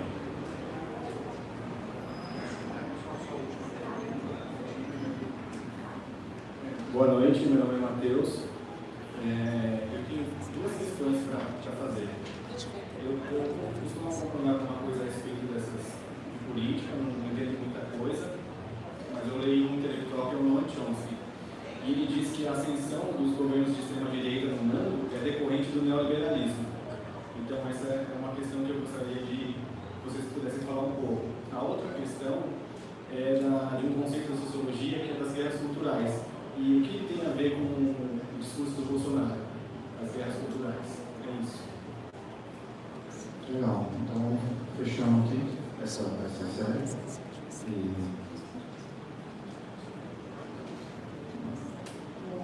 Se fosse, primeiro que eu queria competência para responder essa questão, né? Ficaria pior. Para tentar responder de uma vez assim, mais concreta, é o seguinte: nós falamos muito da questão da crise, né? O capitalismo tem crises periódicas. Uma grande, por exemplo, diferença entre 68 e hoje, né, é que em 68 a gente está justamente com um certo boom na Europa. O capitalismo estava em um bom momento, tanto é que havia o estado de bem-estar social, era uma outra situação. Agora, nessa nova forma de produzir, cada vez menos mão de obra necessária. O chamado exército industrial de reserva hoje é monstruoso, é muito maior do que o exército que está trabalhando. Por isso que foi possível fazer essa terceirização. Por isso que na França, né, que é um dos países onde o proletariado resiste mais, há quantas semanas, né, mais de mês já, o pessoal na rua exigindo o retorno dos direitos e a coisa não avança. Então, o neoliberalismo realmente foi dissolvente. Eu acho o Chomsky um gênio. Por que, principalmente? Porque a esquerda não conseguiu, isso ela falou, a esquerda não conseguiu mostrar uma coisa alternativa. A gente foi cedendo, né? Como se, no fundo, a gente cedeu essa narrativa de que tinha acabado a história. É o seguinte, gosto ou não gosto, tudo que nós temos é capitalismo, certo? Então vamos tentar ver o que a gente pode se virar dentro dele. Eu acho que essa foi a nossa grande derrota política, né? Desistir de um outro projeto alternativo, né? Meu Deus do céu, a política econômica, né, do PT foi, especialmente na candidatura, foi um fiasco, foi um horror. Quando é que a coisa virou? Eu digo para você e por mim, virou quando? Eu sou petista, é sempre votei no PT. Para mim virou quando a Dilma sem mais ninguém mudou no trabalho de explicar, de chamar uma rede nacional e dizer, gente, é o seguinte, né? Estamos aqui na corda bamba, se a gente não fizer uma série de reformas, qualquer coisa tem que explicar. Agora fingir que estava tudo bem, né? Nós éramos contra o golpe, mas defender o governo da Dilma ficou difícil. Então, em 2013, depois daquela cagada dos caras não enxergarem, que arrogância achar assim, como assim? Eles estão bravos com a gente, mas não são tão ingratos, afinal de contas, fizemos tanta coisa, Bolsa Família e tal. Uma arrogância, do espanto que tiveram, uma incompreensão que permitiu justamente que 2013 começasse de um certo jeito e terminasse como terminou. Sabe assim, nossa culpa, minha culpa, nossa culpa, sei lá o quê. Vamos sair desse discurso, você está certíssimo. A gente tem que ser totalmente diferente do que nós vamos ter de fazer. Totalmente diferente. E eu acho, inclusive, que na questão da Clara Zete, aí falando uma coisa, eu vou meter minha mulher, é o seguinte, eu acho que você falando uma coisa fundamental. Essa guerra do fascismo, ela tinha um objetivo que era a questão das colônias. Por isso que dois países atrasados, que eram a Alemanha e a Itália, que tinham significado só no final do século XIX, é que foram os principais beligerantes, né?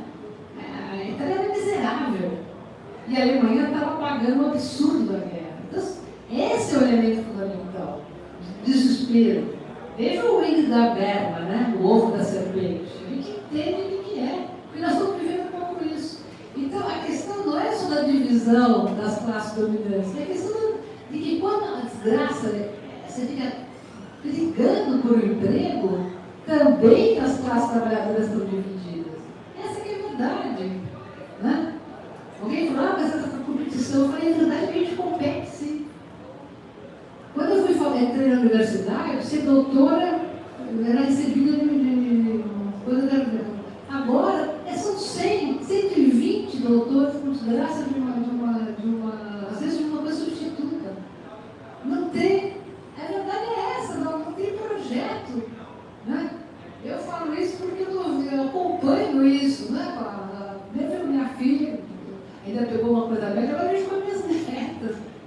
A falta de perspectiva que tem. Por isso, quando alguém me perguntou dos estudantes, eu tenho maior confiança nos estudantes, eu espero ser estudantes. Né? Porque eu acho que são os jovens os mais generosos sempre.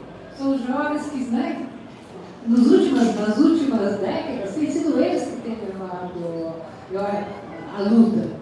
Certo? Eu acho, por exemplo, a ocupação que foi das escolas secundaristas aqui foi muito mais bem organizada, foi muito mais civilizada do que muitas vezes os nossos estudantes fazem na universidade. Essa que é a verdade, né? Que é muita coisa, mas foi uma lição de cidadania. Então é o seguinte, tudo, sinceramente, são os jovens. Né? Eu, como velhinha, vou atrás, mas assim, são os jovens. E a outra questão é isso. Eu cheguei a um momento da minha vida que eu não acho que você liberte mais ninguém. Você pode dizer o que se faz, sei lá, falar, olha, eu fiz isso, né? Acho isso, acho aquilo. Mas tem uma coisa no Brasil que precisa acabar e que explica por que votamos, eu não votei, por que votaram no Collor, que é o situacionismo, é a figura mágica que vai salvar, resolver tudo. Desde Portugal, que veio essa praga da esperança do... Né? Vai chegar o grande homem, vai resolver tudo, né? As pessoas ainda têm expectativas, muitas que votaram no Bolsonaro, porque elas acreditaram piamente que era uma mudança mágica. O Bolsonaro, a culpa era da Dilma, quer dizer assim, até no metrô, a culpa é da Dilma, a culpa é... Agora sim, não, espera um pouquinho, porque ele deixou tudo arrasado, mas vai acontecer alguma coisa. Alguma coisa de novo vai acontecer. Não vai acontecer zorra nenhuma. Vai acontecer isso, vai passar a reforma da Previdência, nós vamos brigar. Tem muito. Eu acho que a maior parte da população está contra a reforma da Previdência. Eu tenho visto, inclusive, mobilização. Eu peguei metrô e vi várias pessoas dizendo aqui, né? Então, é isso, a gente precisa estar. O que a gente pode fazer? A gente precisa estar junto com aqueles que estão com as questões, sem identitarismo, sem sectarismos. Essa é outra questão. Porque também nós nos dividimos em torno de outras questões. Essa é a verdade. Né? Então, assim, é claro que há uma diferença entre frente popular e frente ampla. A forma popular não diz, né? Nós queremos o quê? Uma frente realmente que tem. Não importa que a gente seja minoria, no certo sentido. O importante é ter clareza do problema que a gente vai lutar. É importante não ter vergonha de dizer, olha, tem luta de classe, sim. Né? Isso continua.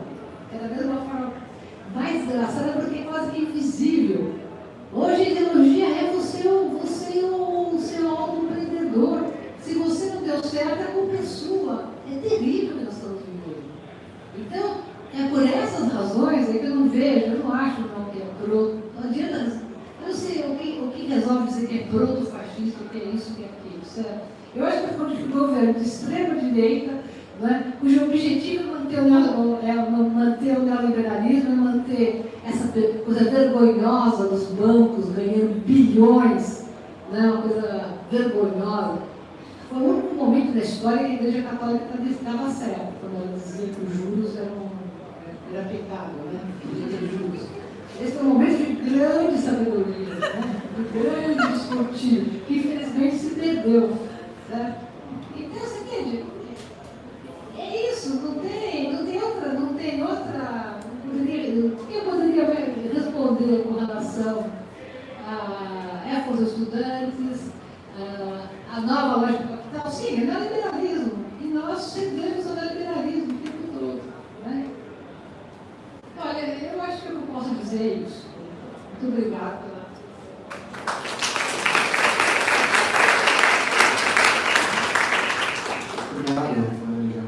Só lembrando, pessoal, que o livro está à venda aqui fora, tá? Ali com a Ana ali fora. R$30, tá baratinho o livro, excelente. E dá para ouvir também a conversa lá no ar. E uma última lembrança é que o lançamento do livro da Sabrina, aqui vai ter um livro da Sabrina, vai ser lançado aqui nessa capela, dia 1º de junho, né, Sabrina? e confirmadíssimo pela autonomia literária também, então quem já quiser ir colocando na agenda aí, já... Sintomas mórbidos. Vamos ver então.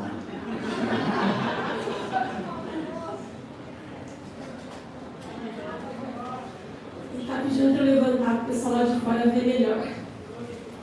Não, queria começar falando sobre a questão das frentes, que eu acho que a questão da frente única, que é uma defesa que a Clara Zetkin vai fazer, que depois, inclusive, a Clara Zetkin vai perder essa proposta em 1924.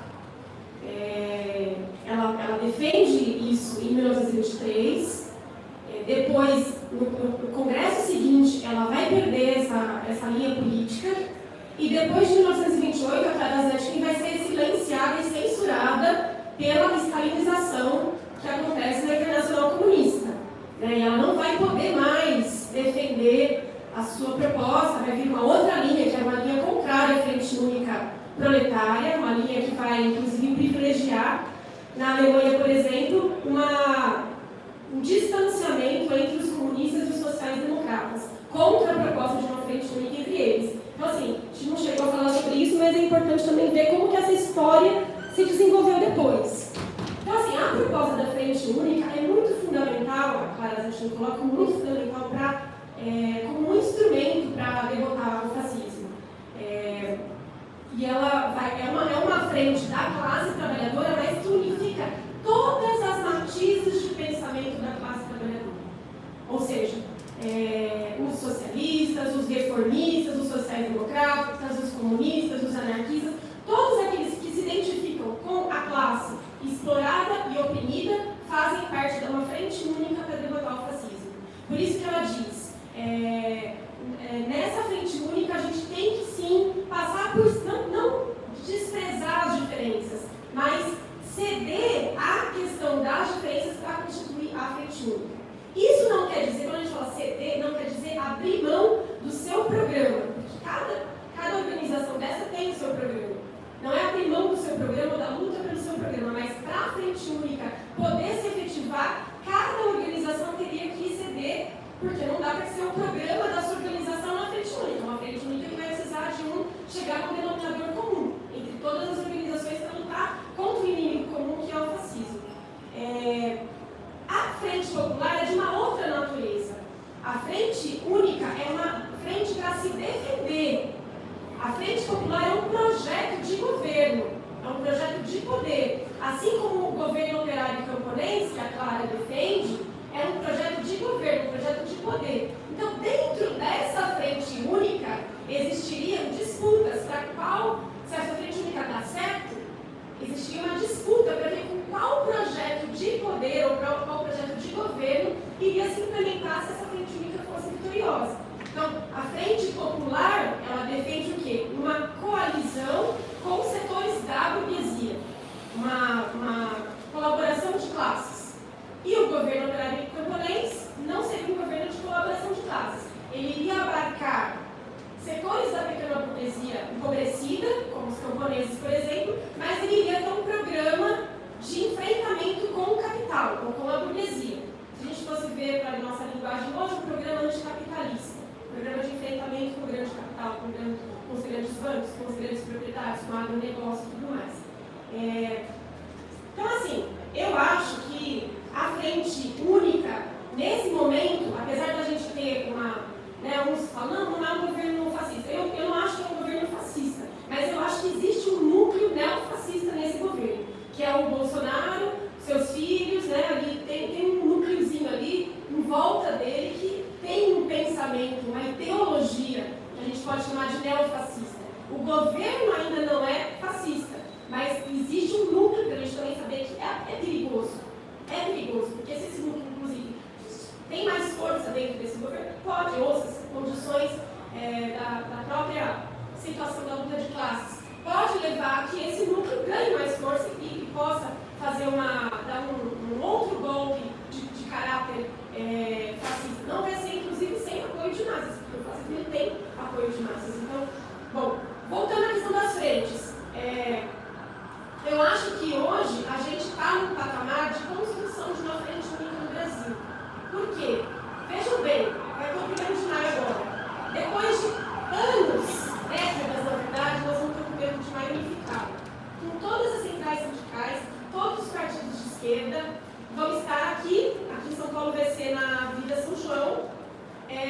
E eu não via isso desde os anos 80.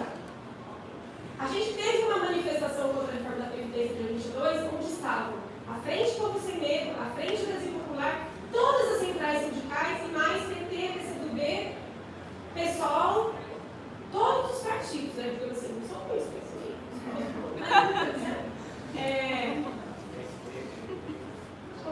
PSB, PDT, esses a gente, né, considera que trabalhadores que são filiados a esses partidos. É verdade. A Força Sindical, por exemplo, que é uma força dentro da classe trabalhadora operária de São Paulo, que inclusive dirige o próprio sindicato dos metalúrgicos de São Paulo, estava lá. Então, assim, o que a Clara diz? Que tem que unificar todos os trabalhadores, certo? Para poder lutar nessa frente única. Então, assim, eu vejo como bem positivo que a gente esteja conseguindo fazer isso no Brasil. Para derrotar o quê? A reforma da Previdência, para derrotar as medidas do governo Bolsonaro e tal. Mas é verdade o que a Sabrina colocou, que dentro dessa frente única vão existir embates de qual projeto político eu vou colocar no lugar. Porque há um projeto político que quer resgatar o quê? Vamos supor, historicamente, a Carta ao Povo Brasileiro, que eu acho que não é nem o governo de Massa. Se a gente for ver lá atrás, a Carta ao Povo Brasileiro da primeira eleição do Lula era uma carta de colaboração de classes. Uma carta que sinalizava para os setores burgueses da sociedade: vamos fazer um governo de coalizão. Esse governo de coalizão é que deu certo, entre aspas, durante um período de crescimento econômico, e quando não teve mais crescimento econômico, acabou a burguesia levou esse governo.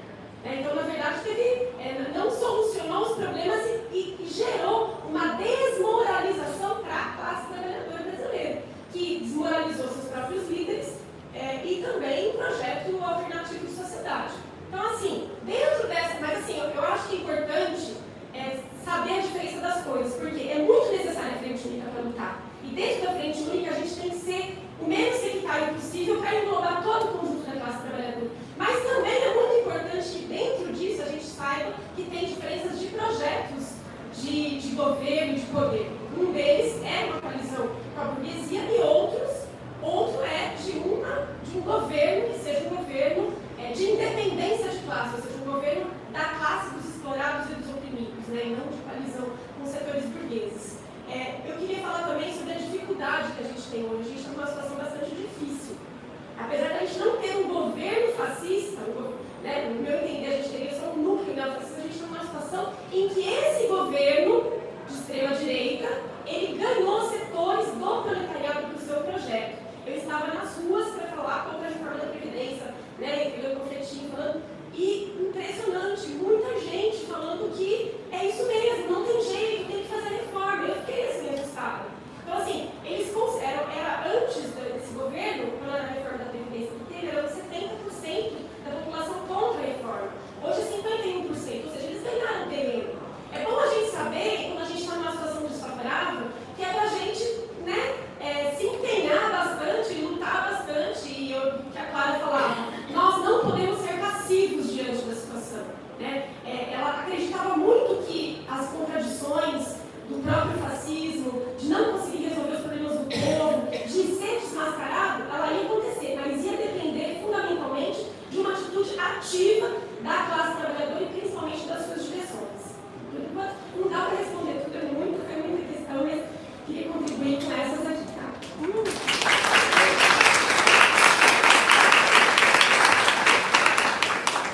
Gente, eu vou falar sentada. Pessoal da escola consegue me ver? Eu não consigo nem dar aula de pé, é muito esquisito. Eu queria fazer uma observação sobre a questão da Revolução 4.0, para começar com isso. É um debate muito pungente, recente, pouco desenvolvido no marxismo ainda, infelizmente. Eu sinto que há um racha dentro do movimento marxista hoje em dia, sobretudo na intelectualidade, sobre o que é a sociedade pós-trabalho ou não. Acho que o marxismo é uma ideia de que é do trabalho que o ser humano é realizado, então nós precisamos preservar o trabalho em todo sentido, e outros falam que emancipar do trabalho é justamente chegar numa sociedade pós-trabalho. E eu acho que a gente precisa resolver essa questão urgentemente, porque assim como para combater o fascismo temos que entender o fascismo, a gente precisa entender o que é essa situação da Revolução 4.0, automatização, como que isso vai se dar, para a gente saber como é que a gente vai organizar em relação a isso. É como, por exemplo, a questão da renda básica universal, que existe uma proposta neoliberal e uma social-democrata. Então, se a gente não debater isso com maior cuidado, provavelmente a neoliberal, que é um sistema de voucher, praticamente, né, vamos dar uma renda básica universal e aí a gente privatiza tudo e vocês têm renda básica universal, vocês compram depois. Então, precisamos, infelizmente, eu não tenho uma resposta concreta justamente porque é um debate ainda muito recente. Mauro Rocha fez essa pergunta sobre a parte de redes, essa meio que é a minha área. Então, eu vou entrar um pouquinho em relação a isso. Eu acredito fielmente que a nossa arena não é a internet. E não será a internet. Aí é o tipo de resposta que, como assim, é youtuber que está falando isso? É. Justamente. Por quê? Há uma necessidade importante de ocupar esses espaços, ter outros discursos ali para que eles não fiquem completamente monopolizados. Mas o debate de emancipação, o debate de luta de classes, ele é um debate cara a cara, porque ele não tem como ser bem estabelecido sem você sair desse meio de alienação que é o veículo do celular, que é essa distância que é colocada entre um e o outro. É muito conveniente para a direita e para a burguesia agir dessa maneira, porque o debate da burguesia é de apaziguamento. É de colocar a população no seu lugarzinho ali como classe trabalhadora e nós aqui vamos moldar tudo que vocês têm que pensar daqui de cima. E é um erro que a gente encontra nesse nosso desespero de lidar com fake news, com esses vídeos no WhatsApp, de achar que se a gente produzir aquele vídeo pílula perfeito e maravilhoso, ele irá viralizar e a gente vai vencer a reforma da Previdência, por exemplo. A gente não vai. Não vai. Porque enquanto nós estamos produzindo o melhor vídeo pílula do mundo, eles produziram 15. E aí eles têm toda uma rede. O algoritmo está imbricado no sistema capitalista. E aí as pessoas que estão recebendo aquilo ali recebem sob uma impressão de falsa simetria de que aqueles que estão apresentando a favor e aqueles que estão apresentando contra são simplesmente dois argumentos contrários. Isso retira a pessoa do debate da materialidade do dia a dia dela. É quando eu tento mostrar para as pessoas, por exemplo, que eu não estou fazendo um debate que é simplesmente eu tenho uma opinião contrária a este governo. Não, eu tenho uma posição política que tem a ver com o seu dia a dia de ter que pegar 2 ônibus. Eu tenho uma posição política que tem a ver com o seu dia a dia de não ter certeza se você terá emprego mês que vem, então você vai aceitar essa condição. E daquela mulher que é assediada no trabalho, mas continua lá porque senão ela vai ser despedida. Ou a população LGBT, Paula, que está numa situação frequente de precarização de trabalho. E eu acho que é aí que está a nossa questão central. Para quem não conhece, o Mola também para às vezes, mas ele tem o único canal do YouTube de notícia boa. Tá? Então, assim, quem quiser conferir depois, vai voltar, né? No momento, a gente está precisando ultimamente. E o que acontece? A pauta anti-opressão, ela não está separada da pauta de classe. Ela não está. Ao contrário, todo esse debate do conservadorismo, de controle de corpos, de quais corpos valem menos do que outros, ele está sempre relacionado ao processo de apropriação.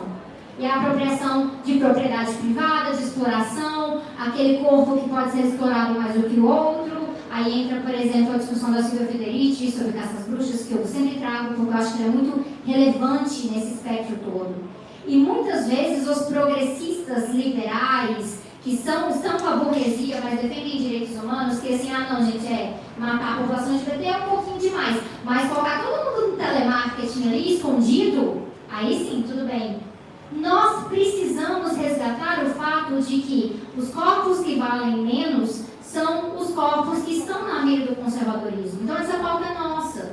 Infelizmente há uma porção ainda muito vocal na esquerda, sobretudo nas redes sociais, de homens brancos na esquerda, geralmente, cis, hétero e tudo mais, que querem falar que na verdade é a pauta identitária que está arruinando tudo. Eu gosto de separar, talvez eu tenha perdido essa batalha, eu não gosto do termo identitário. Eu gosto de falar de anti-opressão, porque opressão é um termo que Marx usava. Tem tudo a ver, exploração é um tipo de expressão, de opressão que está dentro do debate do capitalismo, né? E fazendo um pouco fazia. É algo que se fazia quando se falava de feminismo, já havia um feminismo burguês. E elas não se identificavam com essa palavra especificamente, porque naquela época era insignificável. A gente conseguiu resgatar, o movimento de mulheres trabalhadoras conseguiu resgatar o feminismo para significar o feminismo não burguês. Nós não podemos perder essa batalha novamente hoje. Semana passada teve um evento aqui na Tapera relacionado ao feminismo para os 99%. Não sei se o livro está por aqui em algum lugar, mas que é o livro da Titi Iranense, que é muito bom, que faz muito desse debate. A gente tem perdido o feminismo liberal em muitos aspectos. Então, nós não podemos, porque a mídia, por exemplo, está junto nesse processo, e nós precisamos nos apropriar e falar, essa é a nossa raiz, somos nós. Afinal, somos nós que defendemos a classe trabalhadora, que defendemos a maioria de mulheres, negros, LGBTs desse país.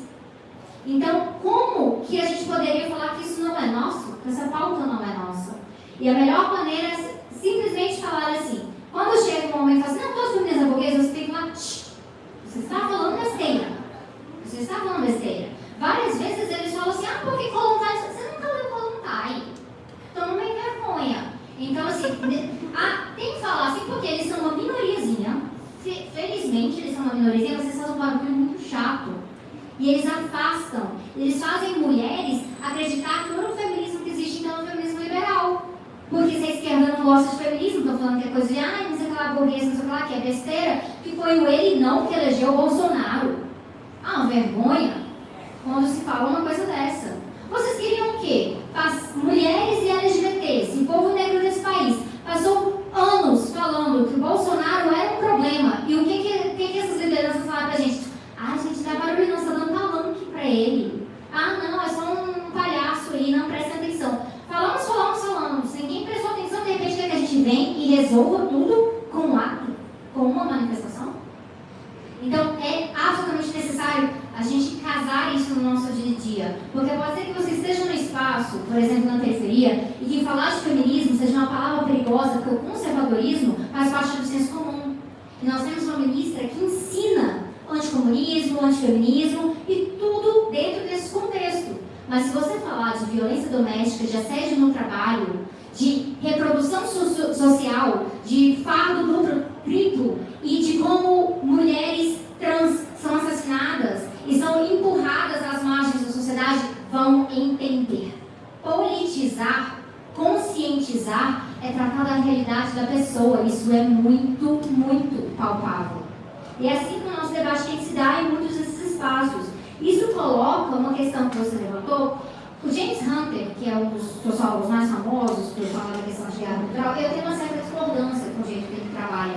Porque parece que é meio que no mesmo termo que Olavo e companhia nos acusam de marxismo cultural. Eu não acredito que uma questão de um debate entre o tradicionalismo cultural e uma cultura mais modernizada, com um pouco mais liberal, progressista, seja um debate meramente cultural. Isso costuma ser tratado dessa maneira porque o conceito de guerras culturais está muito dentro do Ocidente, da visão ocidental. E isso já está dado que o Ocidente é capitalista. Quando a gente faz esse debate do Sul, a partir de uma perspectiva decolonial, a gente passa a ter que confrontar quais são essas ideias ocidentais que foram importadas aqui para a América Latina. E aí isso nos propicia lembrar que toda vez que estão falando entre o tradicional e o moderno, estão falando de propriedade privada. O racismo retrógrado, que agora está cada vez mais vocal, mas sobretudo sempre presente na nossa sociedade, ele simplesmente ficou um pouquinho mais caladinho, né? Porque pegava mal. Quando ele volta dessa maneira, ele não volta porque simplesmente as pessoas estão atrasando, são mais conservadoras. Não, porque eles sabem que para explorar mais, para gerar direitos trabalhadores, aquelas pessoas que foram escravizadas e os seus descendentes são os primeiros na mira. Então você precisa desumanizá-los para que eles possam ser uma classe trabalhadora descartável, que é o que acontece com a população LGBT. Então é muito importante a gente, sempre, toda vez que falar de cultura, a gente vai falar, não, isso é material. Marxismo é só materialidade, não existe marxismo cultural. Porém, quando a gente vai falar assim, vamos defender as mulheres LGBTs, negros, Vamos defender contra o capacitismo, que também é um processo que vem do capitalismo sobre você não é útil para o capital, então você vai ser marginalizado. Vamos defender as pessoas na terceira idade, que envelhecimento da população é uma coisa boa. E esses defensores da reforma da Previdência ficam falando como se fosse um problema. Nossa, é um problema que a população está envelhecendo. Gente, isso é maravilhoso. Finalmente, né? Finalmente a nossa população está chegando a uma certa idade sem morrer de trabalhar, sem morrer por doenças. Então, isso é positivo. Há um desafio organizacional, do ponto de vista econômico, sim, mas desafio que a gente lida todo dia. Então, a gente, tratando na materialidade, eu acho que a gente se insere muito melhor no que eu conceito de guerras culturais. Eu não sou muito fã, eu apresento ele em sala de aula quando eu sou obrigada a apresentar, porque os alunos precisam compreender todos esses debates, mas eu não gosto muito em relação a isso. E só uma última observação, duas na verdade, né? Pegando essa questão dos estudantes. Educação pública é uma pauta central, mas educação pública gratuita é para todos. É necessário qualificar o que é público. Muita coisa se passa como público nesse país quando não é público, quando tem subsídio público para o privado, quando tem OSs gerenciando tudo, quando tem parcerias público-privadas, quando há processos de marginalização do sistema público em relação a não. Pode-se ter o sistema privado que vai cuidar do que sobrar. Então, nós precisamos falar que a educação pública tem que ser universal e ela tem que ser gratuita, porque senão chega um líder do Partido Novo e falam aí, não, vamos cobrar mensalidade na universidade. Por quê? É porque a gente não consegue para todo mundo, pagar para todo mundo. Então, quem pode pagar, vai pagar, e quem não pode pagar, aí a gente dá. E parece, nossa, que bonzinho, né? Aquela pessoa consegue pagar, pelo menos é de graça. O que isso faz? Normaliza o sistema privado. Empurra um monte de sistema privado, e aí empresas como o Procter estão assim, yes, muito bem, gostamos, vamos apoiar essa galera. É importante, e a educação pública será um dos nossos debates centrais. A gente está vendo que ele está sob disputa agora. Eu tenho enfatizado muito isso. O que é a proposta das grandes empresas em relação à educação pública? E as grandes instituições como o Banco Mundial? São propostas que normalizam esse racha entre o público e o privado, como foi feito em Chicago. E o que, se vocês pararem para olhar o sistema de educação básica de Chicago hoje em dia, há um desastre ocorrendo por conta das charter schools, porque você tem várias escolas que são públicas, mas tem um gerenciamento completamente privado, que inclusive está chegando com um ponto de vista conservador. Por quê? Olha que a gente tem um tipo de pública que a elite gosta, então agora eles vão colocar os filhos aqui, vai gentrificando regiões inteiras. É muito importante ficar alerta sobre isso. E nós, como estamos numa situação que não é de enfrentamento ao fascismo, de pré-fascismo, para não termos que entregar o fascismo, nós temos a liberdade e o privilégio de tomarmos todas essas diferenças e trazermos para frente, para que a gente não tenha que lidar com isso depois. Então, isso significa hoje, aproveitando a distinção que foi feita, a Frente Popular, que é um projeto de governo e tudo mais, essa frente única, ela tem que ter interesses de trabalhador no meio. Não é frente única entre todos os antibolsonaristas. Porque, gente, antibolsonarista tem até gente da extrema-direita que não gosta do Bolsonaro. Não pode ser assim. Tem que ser interesse de trabalhador. Mas cabe alguém da esquerda liberal? Depende. Ela vai defender interesse de trabalhador? Porque apoio parcial para a reforma da Previdência não é defender interesse de trabalhador. E sim, eu estou falando de Tabata Amaral. Então, é muito importante deixar isso claro, porque se uma pessoa que se identifica como nem esquerda, nem direita, e Marina Silva, movimento Eu Acredito, muita gente do Partido Novo, inclusive Marine Le Pen, na França, andou falando recentemente, Marine Le Pen, da extrema-direita, que essa coisa de esquerda e direita está atrasado. É um problema, não temos que gerir a economia e tudo mais. Eles têm projeto sim, e a gente tem que perguntar, qual é o seu projeto? Estou pensando, não, qual que é o seu projeto? Foi eleito? Vem me falar qual é o seu projeto. Tá contando o tempo aqui. Porque coisa de pensar projeto é uma coisa que a gente pode fazer, mas uma vez você está lá, no centro do poder, que infelizmente o centro do poder dessa sociedade é da democracia liberal, não é com o povo, você tem a obrigação de falar na cara para as pessoas explicitamente o que você está defendendo. E aí eu quero saber, você está defendendo a classe trabalhadora contra o Bolsonaro e o fascismo, ótimo, vem colar com a gente. Você está no meio do muro, então você não faz parte da Frente Única. Você pode votar em algum momento junto com a gente e tudo mais, mas você não está num processo de solidariedade com a classe que você está dizendo representar de alguma maneira porque você defende igualdade de oportunidades. Igualdade de oportunidades depende até o Uber.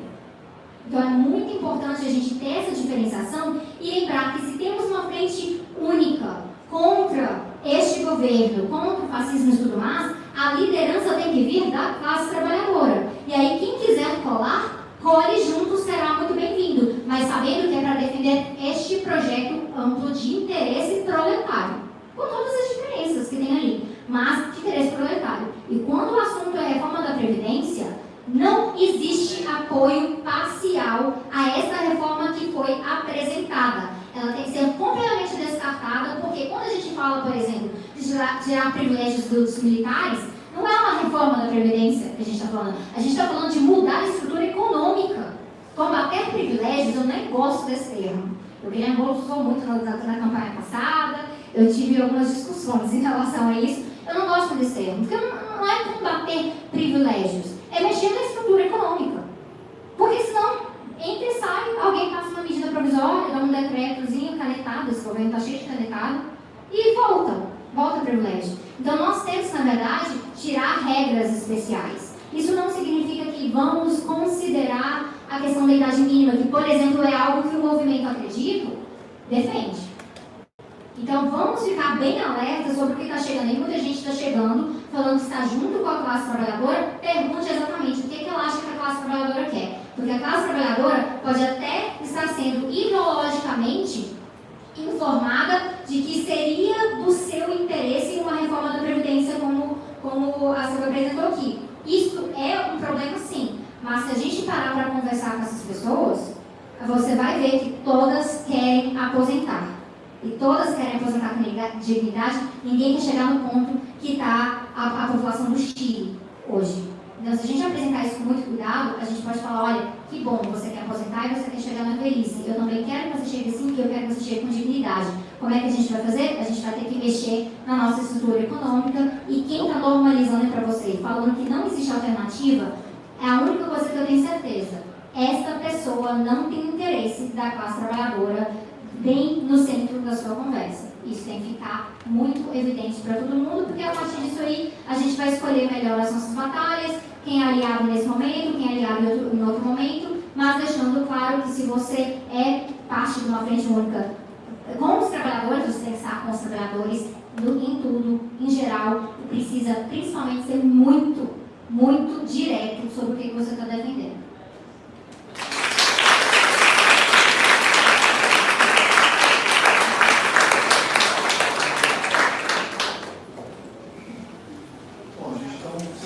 Para o encerramento desse lançamento, agradecer muito as três debatedoras, palestrantes, agradecer todo mundo que está aqui presente, agradecer o Cauê, o pessoal da Autonomia Literária, recordar mais uma vez o lançamento do livro da Sabrina, 1º de julho, é um sábado, tá, gente? A gente vai fazer 11 da manhã, à tarde tem a Marcha da Maconha, a partir das 4 ali, então é um evento, enfim, um clássico aí.